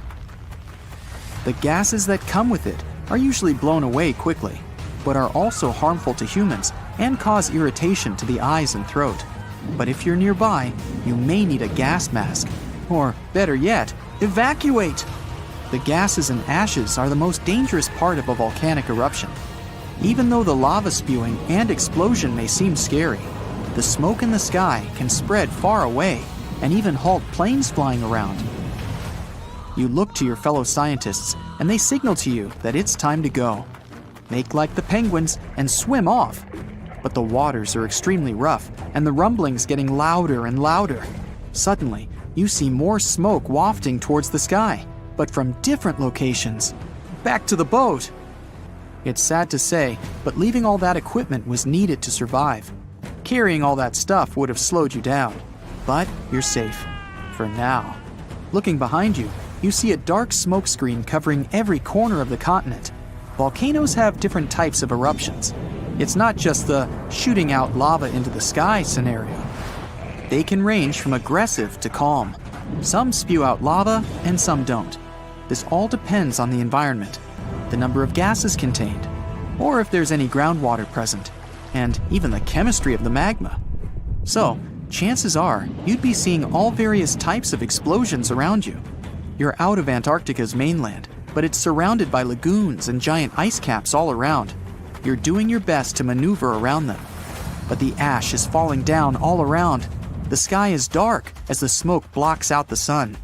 Volcanic ash comes in all sizes and can cause different damage, from as little as lung and eye irritation to smothering vegetation and crops. And that's just the thing. More often than not, these volcanic ashes are extremely thick. They can even collapse the roofing of some buildings if a lot of ash is accumulated. Not to mention blocking roads and compromising aquatic life. And that flash in the sky isn't your imagination. Ash clouds in the sky are so powerful that they create electrical fields that can create lightning storms. And these bad boys can interfere with radio signals and even start fires. Also, these clouds are extremely hot on their own. As if that lava flow isn't enough to start any fires. Oh well. But there are some volcanoes that are explosive. And along with the ashes flying around, there are flying rocks. This overheated rubble comes striking down like meteoroids from the sky and can be pretty dangerous. You see the rocks hit the surrounding ice caps and water around you.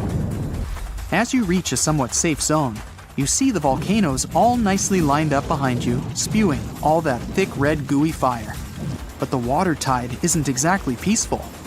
Volcanoes near oceans and seas can even cause tsunamis. Great. Submarine earthquakes shake the ocean bottom and produce large, powerful waves. And don't even think about surfing on them. If there are volcanoes spitting out red-hot lava, then why hasn't all the ice in Antarctica melted? The answer lies beneath the Earth's surface. Tectonic plates barely move underneath there. It's pretty safe to say they're stable. So for such a large piece of land, the coldest continent on Earth, the few active volcanoes are insufficient to melt all the ice. The real reason why the ice is melting and water levels are rising is the warm ocean current around Antarctica. But this time, they're all erupting at the same time.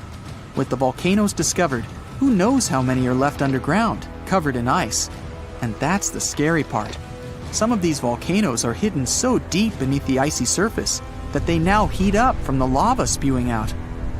The ice begins to destabilize everything around. The ice on the ridges begins cracking open little by little. Like giant cans of soda bursting open, lava shoots from the snowy depths, causing enormous cracks in the ground. And then, magma finds its way to the party. This uninvited guest will begin to melt the surroundings, causing the ground to destabilize even more. Slowly but surely, the ice around Antarctica will melt. And if all the ice is melted, the Earth's sea level would rise by around 230 feet. That means coastal cities would be submerged underwater. The ocean currents would be flipped around, and hurricanes and typhoons would not want to take a break.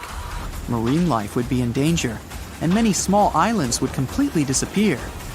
And not to mention the smoke in the air that would travel around the world, halting many flights in the southern region. And if the winds were strong enough, the whole world. The economies would flop, and a worldwide panic would begin.